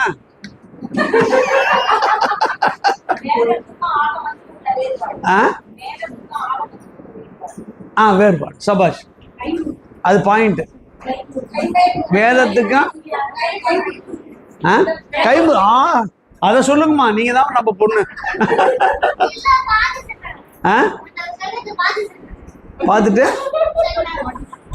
பார்த்துட்டு சொல்றாங்களா? ரைட்டு, எழுதி வச்சுக்காங்கல்ல. நீ மனசுல இருந்து சொல்லு, உனக்கு என்ன பிடிச்சிருந்தது? எப்ப நான் வெளியில அழைச்சு போகணும்னு தோடுதா? போஸ்டர் தான் பிடிச்சிருக்கா? டான்ஸ்லாம் ஆடுவியா? ஆடுவியா? ஆடுமா, இந்த வயசு தான். அப்புறமேல கடந்தா ஒன்றும் கிடையாது. இப்போ சொல்லிடுறேன் பாருங்க, சிவபெருமான் உண்மைத்தன்மை, நம்மோடு கலந்த தன்மை. என் பாணியில் சொல்லிடுறேன். இதெல்லாம் அடிப்படைங்க. முதல் தந்திரம் வருகின்ற போது தான் நிறைய விஷயங்கள வரும். அப்பெல்லாம் கதை சொல்றது வாய்ப்பு இருக்காது. விஷயம் சொல்லாம இருக்கு. நான் நெய்வேலியில் வேலை செய்த பிறகு, ரிட்டையர்மெண்ட் ஸ்டேஜுக்கு பிறகு, அந்த என்னுடைய பிறந்த நாளோட சரின்னு பண்ணிட்டு யூனிவர்சிட்டியில் வேலை கிடைச்சிது எனக்கு. சென்னை பல்கலைக்கழகத்தில் சைவ சித்தாந்த துறையில் பகுதி நேர பேராசிரியராக பணி கொடுத்தாங்க. எனவே நான் என்ன செய்ய, இங்கே என்ன கொஞ்ச நாள் தான் இருக்க போகிறோம், இது எதுக்குங்க அங்கே போகலாம், பெரிய காலேஜ் பார்க்கலான்னு நான் அங்கே போனேன். முதலே காலேஜ் கொஞ்ச நாள் அன்ட்ரெயின்டாக வேலை செஞ்சேன். அதனால் அங்கே போய் சேர்ந்துட்டேன். அங்கே சேர்க்கின்ற போது நிறைய வாய்ப்பு எனக்கு வந்து, நானே விரும்பி போவேன். காலேஜ் பஸ்லாம் கவலைப்பட மாட்டான். நந்தனம் காலேஜோடைய மோசமான காலேஜ் எதுக்கு? அதுலேயே நான் பிரமாதமாக அடிச்சுட்டு வந்தேன். நான் 27 காலேஜ் எனக்கு ஒதுக்கினேன் சைவம் நடத்துறதுக்காக. வைணவம் நடத்துறதுக்கு ஒரு ஆள் போனார். நான் ஒன்றிதான் முழுமையாக எல்லா காலேஜும் போனேன், வேற யாரும் போக முடியல. அப்படி நிறைய இடத்துல போகும்போது ஒரு நாள் நான் அப்படியே ஒபிடென்ட்டாக தான் இருப்பேன். பாஸுக்கெல்லாம் மியூசிக்கெலாம் தான் ரொம்பலாம் இது முறைச்சிக்கல மாட்டேன். எப்பயுமே என்னுடைய இயல்பு அது. இதெல்லாம் பெரிய விஷயம்லாம் நினைப்பேன். உடனே அவர் தான் போகும்போது என்னை பார்த்துட்டார். லிஃப்ட்டில் போகிறேன், நான் இறங்கி வந்தேன். நான் ஐயா இங்கே வாங்கன்னார். என்ன இதுமாதிரி கலை விழா இருக்கிறது, பசங்கள்லாம் ஒரு மாதிரியாக தான் இருப்பாங்க, நீங்கள் இருந்து அந்த நாடக போட்டி அந்த போட்டிலாம் கலந்து இருந்து ஃபஸ்ட்டு செகண்ட் போட்டுட்டு அனௌன்ஸ் பண்ணிட்டு போங்க, நீங்கள் ஓலா புக் பண்ணிட்டு போங்க, நான் காசு கொடுத்துறேன்ட்டு. அது 10-11 மணி ஆகும் சார் இரவுன்ட்டார். சரிங்கன்ட்டேன் நான். இல்லைங்களா, நாம் வீட்டில் போய் மட்டும் என்ன செய்ய போகிறோம்? ஒன்றும் கிடையாது இல்லையா? அங்கே பார்க்குற காட்சி இங்கே பார்த்துட்றோம், அவ்வளோதானே. அங்கே நான் மாட்டோம் ஜம்முன்னு போய் உட்காந்து என்னென்னமோ இங்கிலீஷில் டான்ஸ், அது டான்ஸ் என்னென்னமோ பண்ணிகிட்டே இருந்தாங்க. மார்க்கு தானே போடுறோம். எனக்கு அசையை பார்த்தோன்னே கண்டுபிடிச்சிடுவோம் இது ஒரிஜினல் டூப்ளிகேட்டுன்னு. டக்குன்னு போட்டு நான் ஷீட்டை கொடுத்துட்டேன். நான் என்ன போட்டேனோ அதே மாதிரி தான் எல்லாரும் ஃபாலோ பண்ணி போட்டாங்க. ஃபஸ்ட்டு செகண்ட்லாம் அலௌன்ஸ் பண்ணிட்டாங்க. இது முதல்ல டான்ஸ் முடிஞ்சு நாடகம் போட்டாங்க. நாடகத்தில் ராமருடைய வேஷம் போட்டாங்க ஒரு பையன். சொல்லிருக்கண்ணா, சொல்லிட்டீங்களா? நாடகம் சொன்ன பிறகு தான் உங்களுக்கு ராமர் வேஷம் வந்த பிறகு தான் தெரியுது. நாடக வேஷம் போட்டாங்க, ராமனா நடிச்சான். ரொம்ப சிறப்பாக இருந்தது. ஏன்னா ஒரு இந்த காலேஜில் சேர்த்துருக்கிறாங்களே, ரொம்ப ஆச்சரியமா இருக்கிறதே அப்படின்னு நினச்சி ரொம்ப ரொம்ப மென்மையாக நடந்தான், மென்மையாக பேசினான், அசைகிறது கூட லேசாக அசைஞ்சான். ராமர் கூட அப்படி இருந்துக்க மாட்டார். எனக்கு ரொம்ப வியந்துட்டேன் நான். ஐயாட்ட சொன்னான்னு, ஹெச்ஓடிட்ட, சார் இந்த பையன் ரொம்ப நல்லா செய்கிறான், இதுக்கு மாறு போட்டுருங்க. இல்லையா, நீ சாமியார், அதனால சாமியாருக்கு ஓட்டு போட சொல்கிறேன்டார். இல்லையா, நான் நடிப்பை பாருன்னு சொன்னேன். ரொம்ப சிறப்பாக இருந்தது. அவனை நேராக போய் பாராட்டணும்னு என்ன எனக்கு. அதுக்காக 5 காம்படிஷன் முடிஞ்ச பிறகு அவன் மேக்கப் ரூமில் போய் பார்த்து அவன் கை கொடுத்து பாராட்டணும்னு கிட்ட போனான். உள்ளே நுழைஞ்சான். உள்ளே நுழைஞ்சவொன்னே அங்கே ஒரு பையன் உட்காந்துருந்தான். என்னான்னு கேட்டான். எவனுக்கு மரியாதையே கிடையாது சார் பசங்கள்கிட்ட. என்னான்னு கேட்டான். இவன் ராமரான் நடிச்சார தம்பியை பார்க்கணும்னா, அதான் இதான் அந்த ஆள் புக்குன்னு விட்டுட்டு அவர் கிட்ட போதான் என்ன அப்படின்னு ராவணனே தேவலாம்பழத்து பாருங்க. இவன் ராவணா ஒரிஜினல் என்ன ராவணா, டூப்ளிகேட் என்ன ராம். மேடைக்கு வந்தான் பாருங்க, அதுதான் தடத்தம். பெருமான் நமக்காக வந்து பிறம்படிப்பட்டான், மண் சுமந்தான், பாட்டுக்கு உரை சொன்னான். இல்லையா, எத்தனை வேலை செஞ்சான். 64 விளையாட்டு விளையாடினான். இல்லை அவனுக்கு தெரியாதா பிட்டுக்கு மண் சுமம் போது அவன் அடிப்பான்னு தெரியாதா? அதெல்லாம் வாங்கிட்டு தானே இருந்தான். அது தடத்தம், நமக்காக இறங்கி வந்து செய்கின்ற நிலை. ஒரிஜினல் சொரூபத்துல யாரும் அறியாமல் இருப்பது, யாராலையும் அணுக முடியாது, அறிய முடியாது. அவன் தான் அங்க இருக்கிறான், பரம்பொருளாய் இருக்கிறான். கீழே வந்து என்ன செய்யறான்? நாடகத்தால் உன் அடியார் போல் நடித்து. அதானே பெரும்படி படம்னா என் நடிக்க தானே வந்தான். என்ன சொல்லுங்கண்ணா, எவ்வளவு பெரிய ஆளு 6 அடியில வந்து நின்னா, வெறும் மனுஷ உடம்போட வந்தான்னா, உதிர்ந்த பிட்ட சாப்பிட்டான், மண்ணுல உட்காந்துக்கிட்டான், கூடைய மண்ணால சுமந்தான். இதெல்லாம் என்ன இது? இல்லை நாடகம். இவர் என்ன சொல்றாரு? நான் முதல்ல ஒரிஜினல் சொல்றேன், அடுத்தது நம்ம கூட விளையாடினா பாருங்க அதை சொல்றேன். அப்ப திருமந்தத்தில் 2 விஷயம் இருக்கு. என்ன இருக்கு? அவனுடைய உண்மைத்தன்மை இருக்கிறது, நமக்காக இறங்கி வந்த தன்மை இருக்கிறது. 2 இதுக்கு உதாரணம் சொல்றாரு. என்ன திரும்ப உதாரணம் சொல்றாரு? மின்னல் வந்து மறைவதை போல பெருமான் வந்து விளையாட்டு முடித்து விட்டு மறைந்து விடுவான். நீண்ட நாள் இருந்தானா மண்ணுக்கு பிட்டுக்கு மண் சுமந்தவன் இல்லையா, அந்த மேட்ரு முடிஞ்சோன்னா மறைஞ்சிட்டான். அதுதான் அவனுடைய சொரூபம். வேண்டும் பொழுது வருவான், திருவிளையாடல் செய்வான், மறைந்து விடுவான். சரிதாங்களா? சரிதாங்களா? அதுதான் பெருமானுடைய நிலைமை. இந்த சொரூபத்தையும் நான் தடத்தையும் சொல்ல வரேன். அதுதான் இந்த பாட்டு. எனவே விளக்கிட்டேனே என்ற அளவில் முடிச்சுடுறேன். அருமையா இருந்து கேட்ட அவங்க அனைவருக்கும் பாராட்டுகளை தெரிவித்துக் கொண்டு என்ன சொல்றாங்க?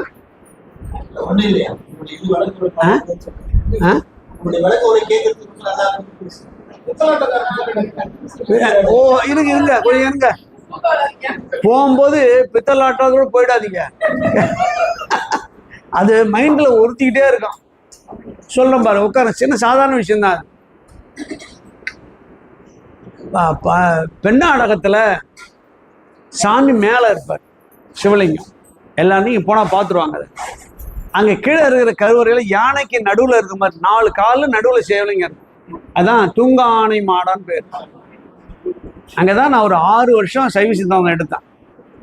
பக்கத்துல பெரிய ஒரு மாடியில் ஏறினாதான் சிவலிங்கத்தை பார்க்கலாம், பெரிய தூண். என்ன வரலாறுன்னு கேட்டேன். அப்போ ஒரு விஷயம் சொன்னாங்க. கோயிலுக்கு உள்ள வராதுன்னு தடை செய்யப்பட்ட ஒரு பெண்மணி, தகாத தொழிலால உள்ள வரக்கூடாதுன்னு பெரியவர்லாம் விலக்கி வச்சுட்டாங்க. விலக்கி வச்சோன்னா ரொம்ப தூரத்துல குடிசை அவர் வீடு இருக்கு, வீட்டுல வாழறாங்க. பெருமானை பார்க்க முடியல. பெருமானை பார்க்க முடியலன்னு நாள்தோறும் புலம்புறா, பெருமானை வேண்டா. அந்த திருப்பதிகளை தொடர்ந்து சொல்றா. அப்ப பெருமான் என்ன செய்யறான்? ஒரு முதியோர் வேடத்துல வராங்க. என்னம்மா கலக்கமா இருக்கே, என்ன காரணம்னு? இல்ல, பெருமானை போய் என்னால பார்க்க முடியல, அவனை போன்று ஒரு சிலை வைத்து கொண்டால் வீட்டுல நான் வழிபடுவேன், சிலை செய்வதற்குரிய ஐம்பொண்ணு என்கிட்ட இல்லை, நான் என்ன செய்யலாம்? அதனால வருத்தமா இருக்கிறது. இந்த பிறவிலாம் அடுத்த பிறவி கிடைக்குமான்னு தெரியல அப்படின்றார். உடனே ஒரு முதியவர் சொல்றாரு, அதுக்கு என்னமா இருக்கு, பித்தளை எல்லாம் உங்க வீட்டுல கிடக்குதான்னு. பித்தளை டபரா தட்டு கிட்டு ஏதாவது கிடக்குதான்னு கொண்டவான், நான் சின்ன வேள்வி செய்யறேன், அதுல போடு, நீ போய் படுத்துக்கா, காலையில இருந்து பாருன்ட்டு போயிட்டாரு. வேலி உண்டாக்கி மந்திரங்கள் சொல்லி அதுல போட சொல்லிட்டு நீயும் போய் படுத்துக்க, நானும் போறேன்னு போயிட்டாரு. எல்லாம் ஒரு பித்தளை, எல்லாம் ஈயம் போனது, எல்லாம் கருப்பு அடிச்சது, தொடாதது, அது கொண்டாந்து போட்டுடுச்சு. இது ஜெகஜோதியா எரியுது. காலையில எழுந்து பார்த்தா மறந்துட்டாங்க. அதை காலையில தண்ணி தெளிக்க வந்தபோது பார்த்தோம்னா எதை எரிஞ்சிருக்குன்னு பார்த்தா ஒன்னொன்னா எடுத்து பார்த்தா எல்லாம் தங்கமா இருக்கு. தங்கம்னா என்ன தங்கம்? செம்பு கலக்காத ஆடகம்னு பேர். எது? ஆடகம். பித்தளைய ஆடகமா மாற்றினா பித்தளை ஆட்டக்காரன். பித்தளை என்னவா மாத்தினான்? ஆடகமாக, ஆடகம்னா கலப்பு இல்லாத தங்கமாக மாற்றினான். யார் மாத்தினா? அவன். பித்தளை ஆட்டக்காரன். பித்தளைய மாத்திட்டான். நாமெல்லாம் தங்கமா பித்தளையா? ஐயோ அப்படியா? ரொம்ப கும்பிடுனாவில, ரொம்ப சந்தோஷம். மாத்திடுவார். பாரு மாத்திடுவார். நாமெல்லாம் பித்தளை மாதிரிதான் இருக்கிறோம். பெருமாளை சேர்ந்தா என்ன செய்வான்? ஆடகமா மாத்திடுவோம் இல்லைங்களா? இப்பயும் நம்ம ஜெகஜோதியா ஓரளவு இப்ப 4 மணி 4:30 மணிக்கு மேல நீங்க மகிழ்ச்சியா இருக்கீங்கன்னா வீட்டுல இருக்கீங்களான்னு கூட சந்தேகம். இவன் நம்ம இருக்கிறோம்ல, பித்தளையை ஆடகமாக மாற்றினான். அது ஊர் பூரா பரவியது. அந்த ஊர் மக்கள்லாம் வந்துட்டாங்க. எவ்வளவு தங்கம் வந்தா எப்படி இருக்கான்? எனவே தட்டாங்கட்டாலாம் வந்து அங்கேயே சிவலிங்கத்தை செஞ்சு கொடுத்தாங்க. இவன் சொன்னா கோயிலுக்கு வாங்க நீங்க அப்படின்ட்டான். எல்லாரும் இல்லைங்க, முதல்ல சொல்லிட்டீங்க, கோயில்ல நான் பாக்குற மாதிரி தூரத்துல உயரத்துல சிவலிங்கத்தை வைங்க, நான் வீட்டுல இருந்து சேவிச்சுக்கிறேன் அப்படின்னா. இங்க இருந்து அவங்க வீட்டுல இருந்து பாக்குற மாதிரி உயரத்துல அந்த சிவலிங்கம் வைத்திருக்கிறாங்க. இந்த பெண்மணி வீட்டிலேயே வழிபாடு செய்யுது அப்படின்னு அவருடைய வரலாறு. இதுல ஒருத்தர் சொன்ன, நான் கதையா சொன்ன விளக்கணா. ஒருத்த ஆள் கேட்டாரு, ஒருத்தர் கேட்ட கேள்வி என்ன பாருங்களா, ஒரே ஒரு விஷயம் சார், தங்கமா மாறிச்ச அது எங்க இருக்கு? கதையெல்லாம் விட்டுட்டு ஆளு அது இன்னும் அவங்க வீட்டுல ஒரு கோயிலாக வைத்திருக்கிறார். பெண்ணாடத்து பக்கத்துல இருக்கு. நன்றி அருளாலே நாதனாம் பேர் பெற்றோம். அவரோட இயற்பெயர் வந்து நாதனா தலைமைன்னு அர்த்தம். புனை பெயர் தான் அது. நாதன்னா நாதன், நாதனா தலைவன். சாமிநாதன், சாமிக்கு தலைவன். நாதனா பேர் பெற்றோம்னு இருக்கும். பேர் பெற்றோம்னா 7 பேரும் 8 பேரும்.